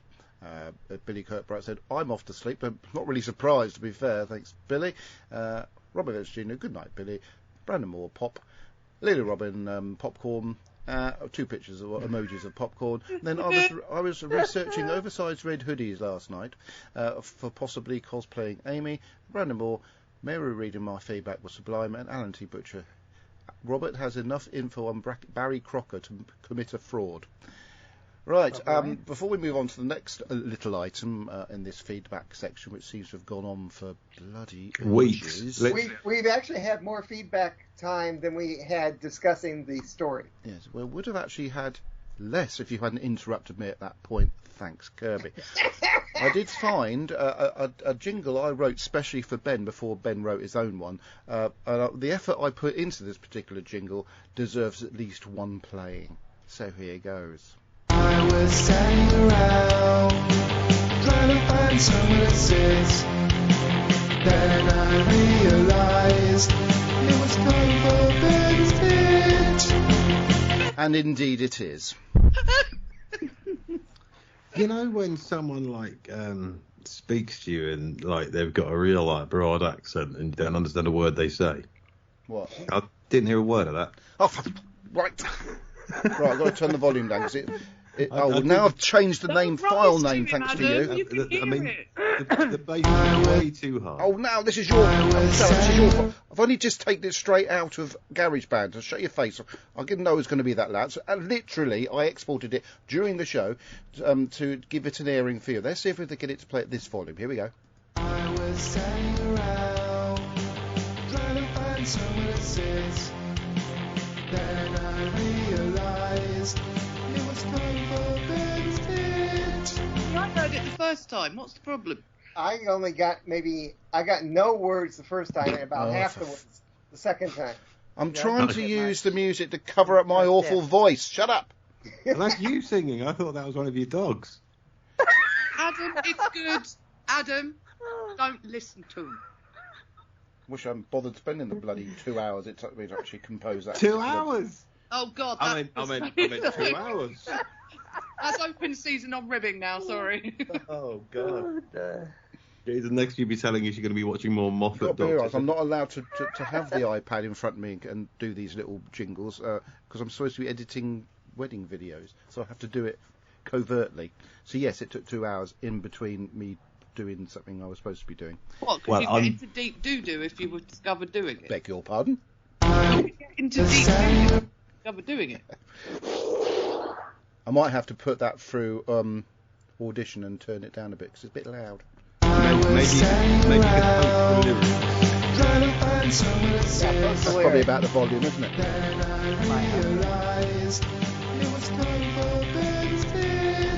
Perfect jingle length, 12 seconds. Look at that. That's very good. Did you say you did it on GarageBand? You didn't play all the instruments yourself? That's what I do. What? All those are things I do. I play it all myself. Weird. Well, I had to play them on GarageBand via the GarageBand. No, I literally play the instruments. I don't give a tinker's cuss. You know how difficult it is to play instruments on a screen rather than actually play them on the actual instruments. That was much more difficult. No, because I'm a lot more talented. And you've got to bear in mind the drums on it. There's a slight, like a point of a second delay between hitting the drum on the screen and actually recording it into the timeline. He does. He's been rising to it for about 14 years now. I don't think he's going to stop anytime soon. It's too easy. I was standing around trying to find someone to sit. Then I realised it was time for bed. Of course, I did find somewhere to sit, and I'm sitting here now. Get on with it. I got the word wise. What? There's the word wise in there. No. Get on with it. Get on with it. That's absurd to think I put that in there. Get on with it. Get on with it. I've got half an hour left. Come on. I'm catching a flight in about 14 hours, so you got nothing to worry about, Debbie. Where are you going? Gran Canaria. Oh, God. There was no need for the where are you going question. Yes, there was, because it's always nice when someone goes on holiday these days. Yeah, because we haven't been for 3 years, and I finally got the flip-flops I bought for the holiday 3 years ago that was cancelled out. Lillian Robbins says get on with it. I'm quite on her side. Yes. Okay, here we go. Are we ready? Respect the doctor's Hold on. Yeah, I'm ready. thing, or Amy's crack gets yet more attention. Dear 20 megabyters, the Time of Angels, Flesh and Stone is, of course, a closely studied expose of the autonomous aspects of religious and military organisations. I'm impressed with Obviously, ruthless control and discipline are key themes, but whilst this leaves open the possibility of abuse, there can be well-motivated and decent individuals working within. With the angels here representing dogma, it further illustrates its role, potential use and abuse adherence to the point of subsuming them to the point of eliminating the individual's existences. Hold on. Lovely. Okay, that's set up, and there, and there, and I've learnt this from Adam. Apparently, you can just do what the hell you want in the middle of talking. Yep. We also, oh no, the wrong bit. It should be noted that whilst that this story was a mistake, reviving the Weeping Angels to their great detriment and changing their nature after their blink perfect original appearance. Yes. In fact, as Doctor Who is a science fiction fantasy TV show. Don't fluff your lines, bud. You've only got one. You fluffed it because of your introduction was not quite correct. Oh, my fault. Yes. Oh, right. Science fiction fantasy TV show. I'll make a note of that. There was plenty of scope to discover new things about the angels, as we knew so little. Now hold on, need to set this bit up and that bit. Who could know? No, sorry. Who knows? We may even one day see an angel child. You can't beat me, Alan T. Butcher. But he can. Give him a chance. Oh, he won't with Oasis songs. I've got everything they ever did on vinyl as well. We also, I mean, it's a bit trickier to try and rip a 3-second clip off of vinyl when we're trying to do this, but you know. We also learn that now, again, these are just words. I don't know what any of these things mean, but I shall read them and you try and make sense of them. We also learn that Father Octavian did in fact survive and later travel to Westeros and became a bit of a stalker as he was infatuated with Daenerys Stormborn of House Targaryen, the first of her name, Queen of the Andals and the First Men, protector of the Seven Kingdoms, the mother of the dragons, the Khasi of the Great Grass Sea. Khaleesi. Thank you. The unburnt and the breaker of chains. He was in Game of Thrones. Get I've on got with it. no idea. Get on with it. They literally are just nonsensical words. No idea at all. Khaleesi, breaker of chains, mother of dragons. Yeah, that'll do. Unburnt, mother of seven, queen of the first men, protector of Stormborn. Yeah. Anyway, he was also afflicted by the angels, and he started to turn to stone until submitting to a very nasty operation. All in all, the Time of Angels, Flesh of Stone is an enormously tense and atmospheric story. The new showrunner has brought in two potent seeds from the previous era, River and the Angels, and forged them into an impressive and original narrative, which also ties integrally into the overall arc of this entire series. Brucey bonus time? Sorry? Is it time for a Brucey bonus? Oh, well... Let me get back to you. Furthermore, at the same time, this story has a great setup. I'd love it if Alan T. Butcher actually spoke like this, if he became like a big politician. He got up on stage and did an impression of Bruce Forsyth. That would make my life. Furthermore, at the same time, this story has a great setup, a great narrative, and a well-composed conclusion. As such, it in many ways is the zenith of achievement in Doctor Who so far, since its revival significantly surpassing what Russell T. Davies managed to accomplish.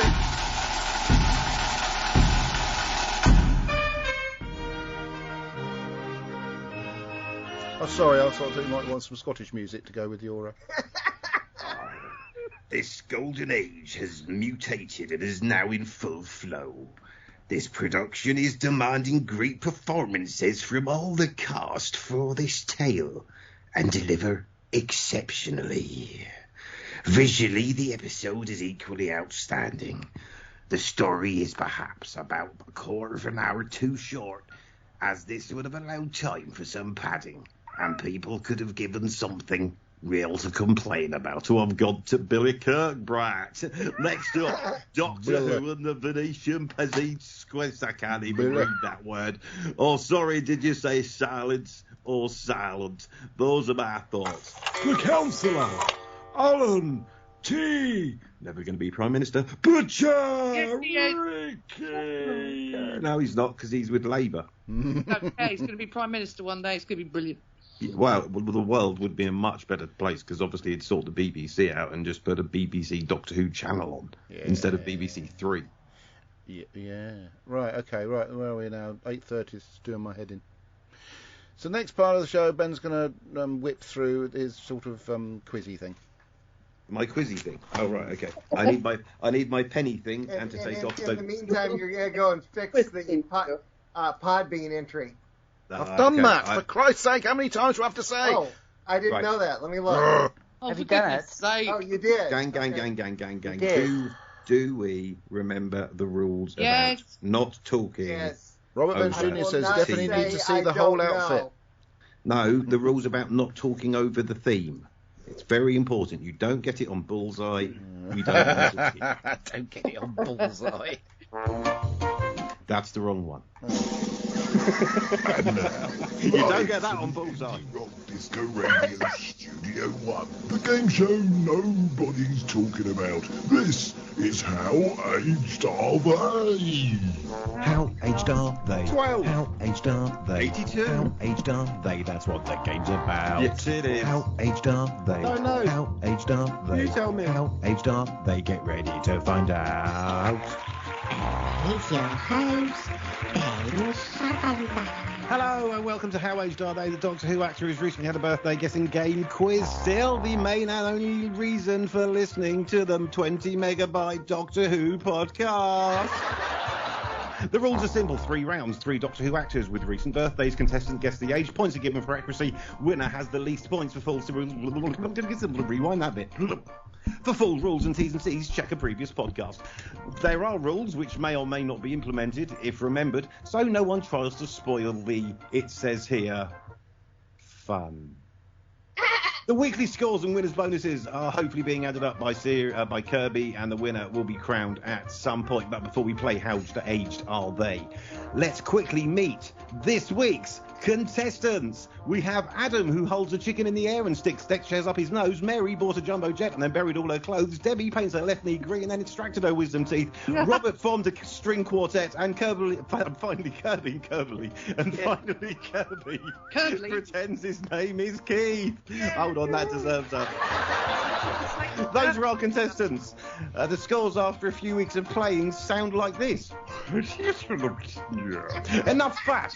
Let's play How Aged Are They? Round 1 this week is Roy Skelton. That's Roy Skelton. He was the voice of the Daleks in lots. Dead?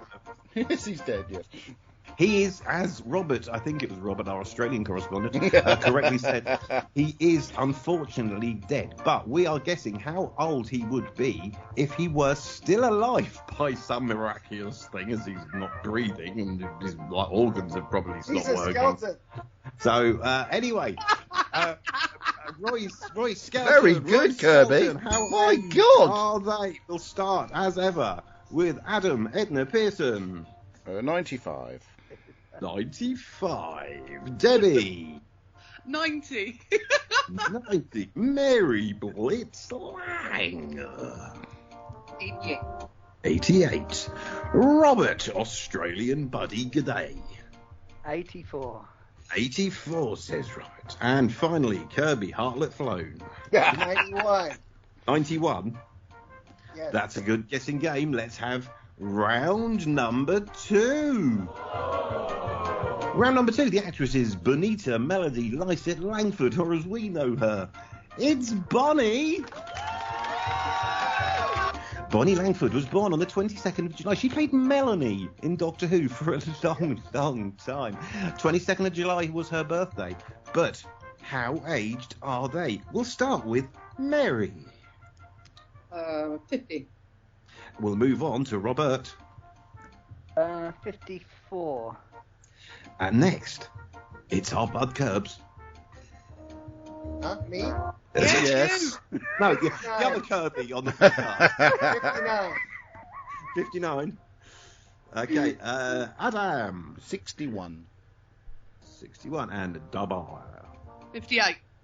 And finally, round 3 is Dame Diana Rigg. Dead.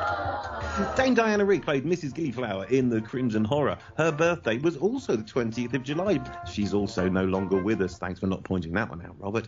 But how aged is Dame Diana Rigg? Or how old would she be if she was still with us today? Because we wish she was, but she's not. We'll start with Kirby. 84. We'll move on to Robert. 86. And next will be Mary. 90. Sorry? 90. 90. Debbie. 83, I don't know. 83. And I'm going to give you a bonus minus mark for that For saying I don't know. For that wonderful, you're going to lose a point, not gain a point, for that wonderful noise you made before you said 83. I was mostly impressed by that. And finally, I made noises before saying that last week. It was like that. It was very good. Adam. What? Dame Diana Rigg. 85. 85. That's the end of part 1 of How Aged Are They? We'll be back after this short break where Adam says something probably not worth saying. God. Sorry, I'm getting distracted by Kirby while trying to fix URLs on the podcast. I know it's good. I know. Doctor Who news, blah, blah, blah, free Doctor Who events in Liverpool. The World Museum in Liverpool has announced a series of free events and activities tied to the blockbuster exhibition Doctor Who Worlds of Wonder. Why are you sounding so bored about it? Yeah.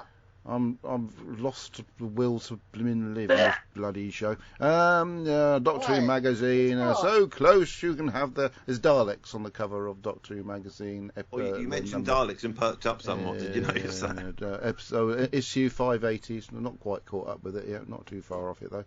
There's a load of stuff going on in there. And I've lost where I was. That's about it. Oh, hang on. Let's see what's coming through on the live feed. This might be old news to you guys, but I just saw yesterday that Matt Smith is going to be a featured performer in the House of Dragon, the whole prequel series to the Game of Thrones. Oh. They couldn't let that one die, could they? The Game of Thrones.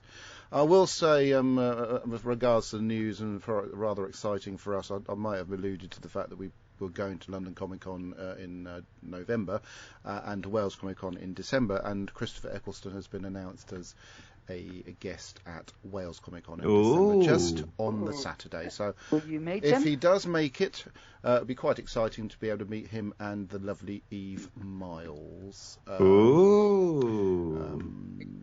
yeah. There was talk somewhere of him doing some Doctor Who, but sadly not. Big Finish. I know he's doing Big Finish. Not that Doctor Who, the TV series, but there's something Doctor Who video-wise he's supposed to be doing. Whether it's true or not, I don't know. That's about it for Master, news there was something that someone posted on the Facebook group, which you can join a few days ago. Let me see if I can find it, because it did come up in Doctor Who News. Lillian posted, "Should we believe this, although it is the Mirror? The return of essentially Doctor Who Confidential." Oh, yeah, I heard about that, yeah. But it's the Mirror, so can we trust it? I don't know, probably not. Oh, there's the... Take a look at it, Kirby. Tell us what you think. Yeah, a show like that, but it's going to have a different name. Yeah. Doctor Unleashed or something? Doctor Unleashed. And it's possible. Doctor Unleashed. I don't think I can change the URLs. On Disney. Yeah, and then there was the thing everyone's complaining about that they're trying to get it distributed by Disney Plus, which I think is a great idea. Yeah, no, I think it'd be a terrible idea. Yeah, I do too. So do I, but I can't change. Disney's not trying to own it. Okay. It's just distribution, because more people have Disney Plus than HBO Max. So they're trying to become a Doctor Who dealer. Yeah, but then it might endanger things like Doctor Who being available free-to-air TV in Australia. Yeah, everything. I don't live in Australia. That doesn't bother me. With the ABC. Yeah, well, I'm just resharing episode 536 because the URL that I previously shared obviously won't work. There you go. Another thing I've had to do off air, apart from when I'm supposed to be doing a podcast. Have to do it. I just happened to notice that. Well, I've done it now and changed the name of the show. What? If you'll recall, Master, about 11 years ago, one of the first things I said to you in an email was that there were 4 missing episodes. How on earth can you remember that? Jeez. Ben, please help me, save me, please do the rest of the blooming quiz. I remember, yes, he put them back immediately, and he was cheerful about it. Photographic memory. Excellent. What do you mean, excellent? Excellent. Oh, the sponsors is who1.co.uk and Lavazi. who1.co.uk? They've got some stuff inside Lavazi. Right, let's get on with it. Master. I was watching a travel vlogger this morning. This guy called Jacob the Carpetbagger, and a few weeks ago he. Yes, that's what the YouTube channel's called. Right. Anyway, he visited the Museum of Pop Culture in Seattle a few weeks ago, and he was just traveling through it with his girlfriend. And there's this science fiction fancy TV show? No, okay. There's this hall that dedicated to science fiction. Yeah. He walks up to one exhibit and goes, the label says that's a Dalek. and it belonged to the co-founder of Apple Computer. He owned a Dalek. I think he started the museum, and they also had a classic Cyberman. Well, it's probably a Tom Baker Cyberman. But then there was this big wall where you could change. Did it have a crack in it? No, you could project up on this wall, the huge projection of what various planets look like. No, I have something. I'm actually trying to make a point here. Yes. You could really? You could press buttons to make it different planets, like the planet from Avatar, etc. And at one point, his girlfriend pressed a button, and it's like a 4-story tall projection of a black and white upside down Earth, and they read what the button said, and it said Mondas. Well, wow. Which was kind of cool. Yes, I think that was worth telling. Yes. Wouldn't quite go that far, but thanks anyway, Kirby. I noticed somebody posted, Matthew Cresswell posted a little cover for a unit BBC Doctor Who thing by Big Finish, featuring Angela Bruce as Brigadier Bambera, etc., etc. That's all I'm going to say on that Sat Trek, but that was quite interesting. Ben, please save me, please. Hello and welcome back to part 2 of How Aged Are They? In the first part, we ran through the 3 Doctor Who actors or actresses who are dead or alive and tried to work out how aged they are. Let's have a look to see what points are scored this week by our lovely contestants. First up was round 1. That was Roy Skelton. He was the Dalek's voice in lots of things. Well, let's have a look. Oh, blimey, could you believe that? Yes, I could. In 5th place was Robert. He said that Roy William Skelton was 84. No, 8 points for Robert. In 4th place was Mary. She said 88. No, 4 points there. 4 points. 3 points to Adam. He said he was 95. 2 points to Debbie for saying he was 90, but 1 point to Kirby for saying he was 91, when actually he was 92. Congratulations, Kirby. That's a good first round for you. On to round 2. It was Bonita Melody Laceta Langford, or Bonnie Langford. Bonnie Langford, as she was known. Bonnie in EastEnders. Her birthday was the 22nd of July, but how aged are they? Well, in 5th place, scoring 8 points, was Mary, who claimed she was 50. In 4th place, it was Robert, who claimed she was 54. 4 points for Robert, I'm afraid. In 3rd place, with 3 points, is Adam, who said she was 61. In 2nd place was Kirby, who said she was 59. But in 1st place, with an exact answer, it's Smarty Pants Debbie. It was Aunt Debbie. Aunt Debbie, you got an exact answer. So no points for Debbie in that round. Congratulations, Debbie. 3rd round was Dame Diana. How old was she? Yeah, how old was she? She was, I said, 58. Yeah. Oh, okay. 58. That's why Debbie got it. It was like Kirby said 59 and got 1 point. And so therefore it's either going to be 60 or 50. He's 60. She was 58 anyway. Well done to Debbie for getting Anne. You said you'd do editing. You can edit it later. Round 3 was Dame Diana Rigg. 20th of July would have been her birthday if she was still with us, which she isn't. But how aged are they? Well, in 5th place, scoring 6 points, was Mary. Oh, Mary, you've had a nightmare this week. 6 points for Mary. In 4th place, scoring... Does that make sense? Yes, it does. Scoring 4 points. No, in 4th place, scoring 2 points, was Robert, who said they were 86.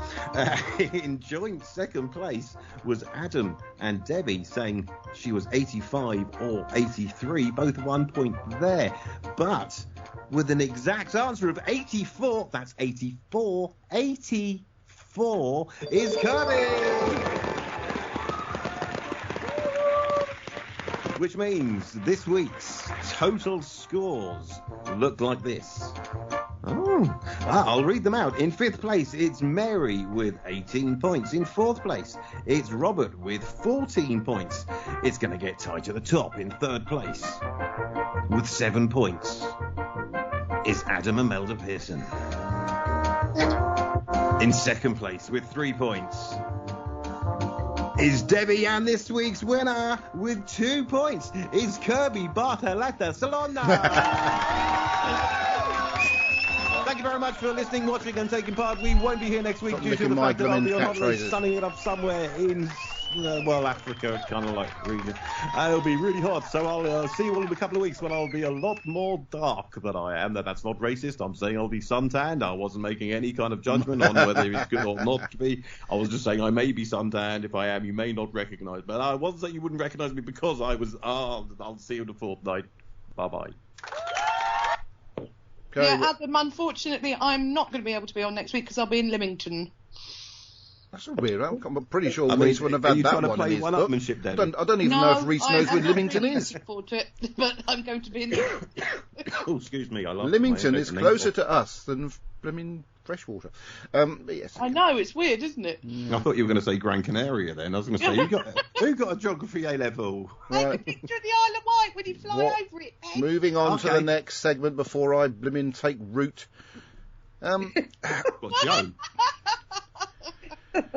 What we watched this week. Right, what I watched this week were mainly videos of weddings that I've been trying to edit and photos from weddings. Oh god. Anyway, we did manage to finish Umbrella Academy, which I love, and slightly disappointing ending to be fair. Deb is rewatching Stranger Things from the beginning, and something I'd be tempted to do if I didn't have loads of other stuff I need to watch. I also watched episode 4 of Strange New Worlds, and how'd you like it? I like Strange New Worlds. It's a very good series. I mean, how'd you like that episode? I didn't like it as much as the previous 3, but I still enjoyed it. But yes, so that's all I've really been able to watch this week that I can remember off the top of my head. Debbie, what have you been watching? Not much actually, because it's been so glorious. I've been out in the garden reading books instead. But well, you can mention about what you've been reading as well. That's fine. Oh well, I refinished Stephen King's It that I seem to read every couple of years. Sorry, Debbie, can you just repeat that? I think you dropped out. I've been rereading. I've got about 5 books on the go. Lord of the Rings has come back round into reading again. I read it every year, and actually, I've been watching a lot of trailers. All the trailers that landed overnight from the Comic-Con. All the Marvel trailers. I've been going through them all day today and dribbling in anticipation for like the new TV shows that are coming. We rewatched a bit of Miss Marvel because that was just absolutely wonderful.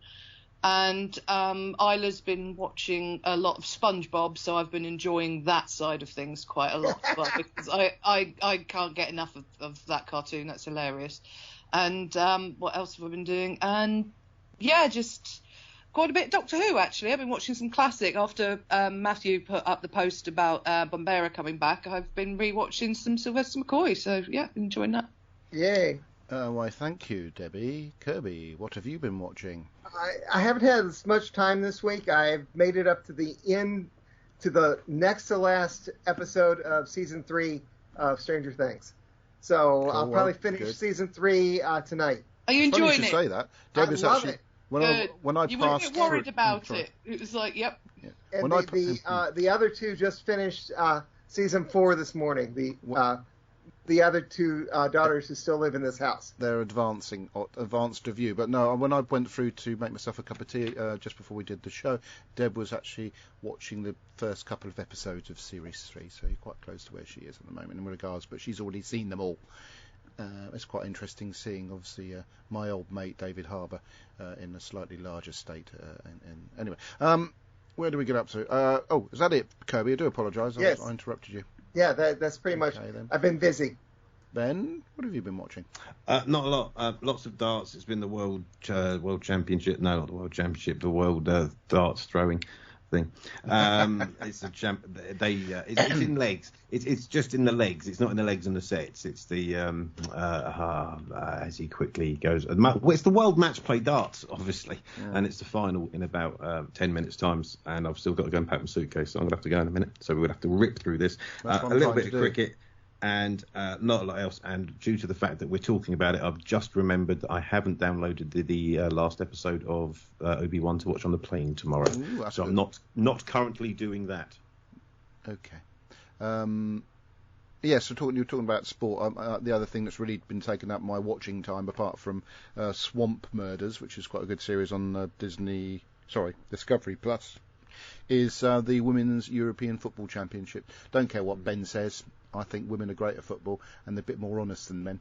And especially there's some absolutely outstanding footballers among the women, and thoroughly enjoying and having my eyes opened by some incredible football. So well done, all the women who are currently playing football in the European Football Championships, and I hope it raises women's football a much more honest sport than the men's diving around pretending you're injured department. Yes.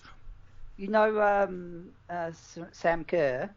Not personally, but I know she is. She's from Perth. So, congratulations and she's going to be on the next FIFA game, the cover. Good for her. Yes, she is. Yeah. Good for her. Best woman, female footballer to. She reckons. Anyway, so. No, she's not the first woman footballer. No, she's the first woman footballer to be on the cover of. Oh, well, yeah. Sorry, I thought you meant she was the best one. Anyway, right. Where do we get up to? So, Robert, that was you next, wasn't it? I don't know. It must be. Oh, okay. What have I been watching? I've been watching Beauty and the Geek. Oh, yeah. The Aussie version, that is. What did we watch the other night? Love Island? We watched them. Oh, no. Huh? Nothing.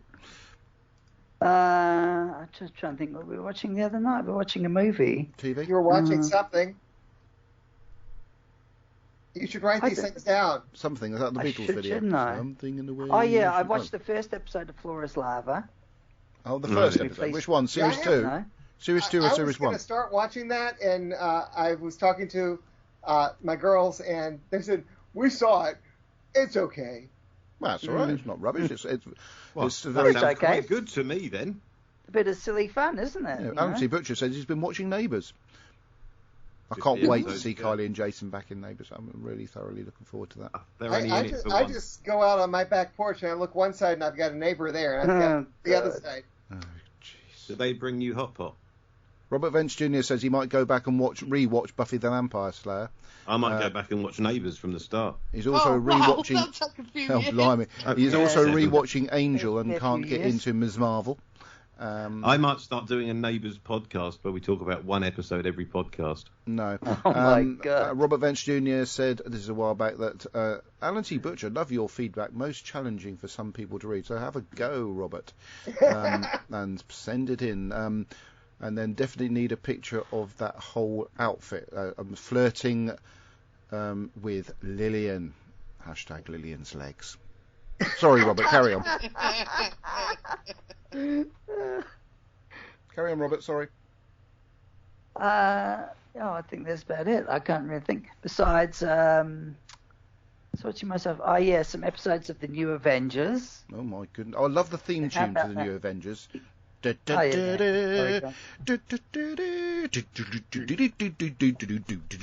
very 1970s, isn't it? Rocking at the end. They're the new Avengers. Really what's the name from? They nick it off some. Oh, got the theme tune here. Oh, that's the Avengers. Sorry, no, not that one. This is the one.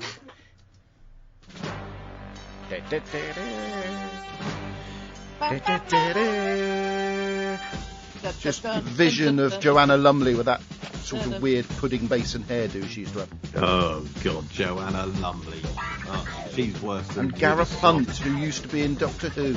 Diana Rigg is my icon. She wasn't in this one. This is the new Avengers. She wasn't in this one. But Steed was in it. Steed. This is and Gabby. I love this theme tune. So, Debbie, I put in Dame Diana Rigg into the poison, for you. And you missed it. I guess the rage. Well, in that respect, you did. Yes, you took part in the quiz. She's your I'll stop it there. Well, I was supposed to wax lyrical about how much I love her and think she's amazing. Well, I thought when I said Dame Diana Rigg, I might have got a whoo, like when Robbie Williams walked out on stage. Oh dear. Anyway, yeah. No, sorry. I would go woo if Robbie Williams walked out on stage. I'd be like, I paid for this to walk out. You'd be fainting, probably. Lillian Robbins says hashtag Lillian's legs. Oh, sorry, Robert. I interrupted you again, didn't I? Have you finished? Hashtag Lillian's legs. Robert. Yes, just some extras on the Star Wars Blu-ray disc. Okay. I need to watch Ms. Marvel. I posted a link to that Living thing where they go to where they the Bond-ass thing. Right. So before we move on to the highlight of the show, I did post a video which doesn't appear to be appearing on the 20 Megabyte Doctor Who podcast Facebook. Of my song. No. Well, yeah, I suppose there's an element of that. Nice story. Here it is. It's basically, listeners to the podcast will hear this, because while certain parts of the show were happening, I moved the main microphone down to Star, who's currently having a dream on the floor. Listen very carefully. Oh, bless her. Which, earlier on, she was snoring. Listen. Aww. Can you hear her? Yes. Yeah. I can't. Hang on. Put the main mic so the listeners can hear this. Oh, thanks a lot, stupid bloody dog. I'll listen to him. He's having a dream as well. They're having synchronised dreaming at the moment. Anyway, I was going to say so. But yes, she was snoring earlier on, so the listeners, the listeners will be able to hear her snoring, doing her Andy Nunny impression. So I did a little video. We've got some pet news. We're collecting kittens on Saturday. You're not collecting one of Alicia's dogs? How many? Depends how quickly they can get them in the bag. Coming. Yeah, and Ida's already named them Apollo and Artemis. Oh, that's nice. Are you not buying one of Alicia's dogs? Male or female? What? Well, Artemis is obviously a girl and Apollo is a boy. Anyway, Debbie? Oh, yeah? You're not buying any of Alicia's puppies? We can't afford a dog.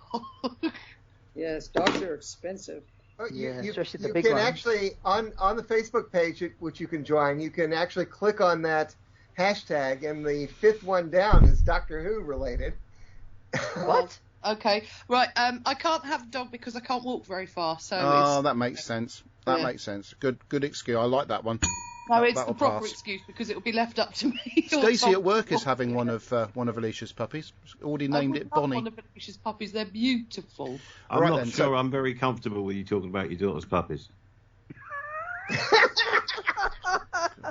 On that note, I'm going to have to go in a minute, guys. Yes, right. This is the highlight of the show. Debbie, is that note? Oh, God. This is the highlight of the show. It's now time for Mary's Bit, and I've got a special theme tune, what I wrote for this. Mary's Bit? Hold on, what about my theme tune? I'm winding you up. Best thing in the show. Sorry, I'm going to miss your bits, Mary. It's getting worse. Get on with it. I did. But then someone talked, so Mary's stop. bits. It's getting worse. We heard Night, that bit. everybody. See you later. Sorry. Bye, Deborah. Right, now we can talk about her. Right then, that blimmin' Melrose, she's a bit of a smarty pants, isn't she? Wow, that was smack talk there, wasn't it? Tell us what she's watched this week. She will. And what she's listened to in a Mustang. Vroom vroom. And also what was read in the world. Her world. Of Mary Blitzlang. Mary Blitzlang. And when it comes to big finish. Oh yeah. She's the leader of the gang. Leader of the So gang. shut your mouth, pray silence here. Here she is. Mary Blitzlang. I love the way he kind of adds into his little song there. Oh yeah, well you got to sing along with yourself, Mary, haven't you? Well, I'm sorry to disappoint you. I don't have a lot to report this week. Still reading, Creature from the Pit. I'm listening on Big Finish to more Torchwood stories. On TV, I've been catching up on. Adam will laugh at me. EastEnders and Coronation Street. It's been a while. And neither one is going very well these days. They both have, I think they're kind of both in the doldrums. So I've been kind of buzzing through it. I have watched some Orville, and I like good, that. I forgot. I have watched the other thing I've been watching. Sorry, Mary. Yes, I forgot about Orville. Brilliance. Absolute. I heard about the very special cameo appearance. I haven't said that. I've watched up to episode 6, but there's the episode, Mary, I'm talking about that springs to mind, is the one where the child of I can't remember the character's name changes sex during the show. Remember, that is so moving and so powerful. Oh God, so brilliant writing. It just blows my mind. It's such a good series. And in terms of also reading, I keep forgetting to mention this. Just as Deb says, she rereads the Lord of the Rings every year. I kind of go through another journey every year of the books, The Outlander, which I'm sorry she's off the podcast now, because I would strongly recommend that she get into the Outlander novels. They are really good. That's about it for me. Wow, that was quite Have succinct. I mentioned that I'm reading all of the Wizard of Oz books? Oh. You might have mentioned it last week. Is that like a traditional thing for you too, or is No, that... this is the first time I've ever gone through them all. Oh. It's because he thinks he's Dorothy. No, No. I watched someone on TikTok who's an Oz historian. Oh. And she has so many interesting little things about Oz. I decided to go and just buy a 4-volume set of all of the Oz books. Mm-hmm. There you go. So I'm in the 4th book right now. Wow. Before this, I'd only read the first one. Are they worth diving into? If you like the Oz books, and if you don't like continuity, okay, it's worse than Doctor Who. Right then. So, right. So next week, I know Ben I'm on says, holiday. Ben says he's not on, but I might not be on either, because I've got a funny feeling that it's the European Football Championships final, and if in the very hopeful event England manage to get through the semi-final and play in that final, I'll be watching that match. But when will we know? Tuesday. Because you might see something posted on my timeline, or I might say, I think Tuesday nights when the semi-finals. Yeah, semi-finals that'll Tuesday. be Wednesday for me. So therefore, that will It's change. Tuesday for everyone, Robert. Don't try and be funny. Just let me know before Friday evening when I post the request for feedback. Yeah, whatever. It'll be when England's semi-final is played on Tuesday. So by Wednesday we should know, because I might forget to post something on Tuesday because I'll probably be heading for bed. So if that happens, there won't be a podcast next week.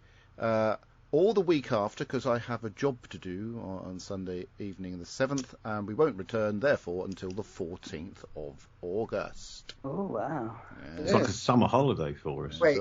All depends on England's success or non-success So in the maybe European not next Football week, but Championship. definitely not the week after. So definitely not the 7th. Okay. No, I have a party to try and get my head around, because I just realised I've got to do lots of printing at that party. Oh well. Am I talking Just to the the way it party goes, of the isn't it? first part? That means I'll have to buy some ink and some paper. Oh my God, I've got to So I have some updated the calendar. No podcast for the 7th.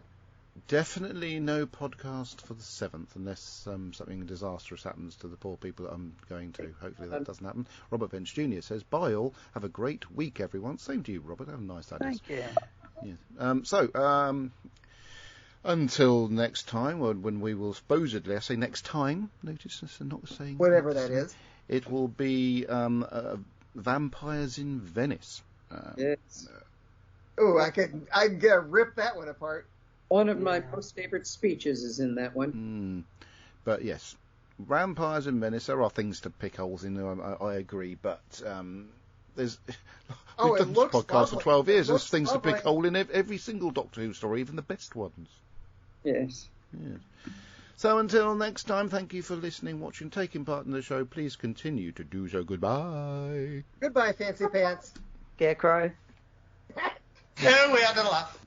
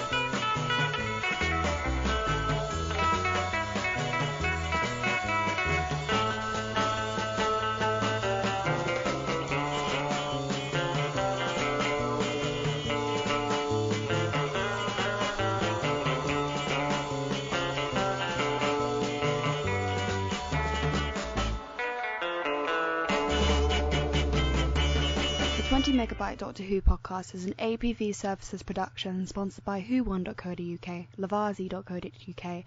We are a proud member of the Doctor Who Podcast Alliance. Doctor Who is a trademark of the BBC. No copyright infringement intended.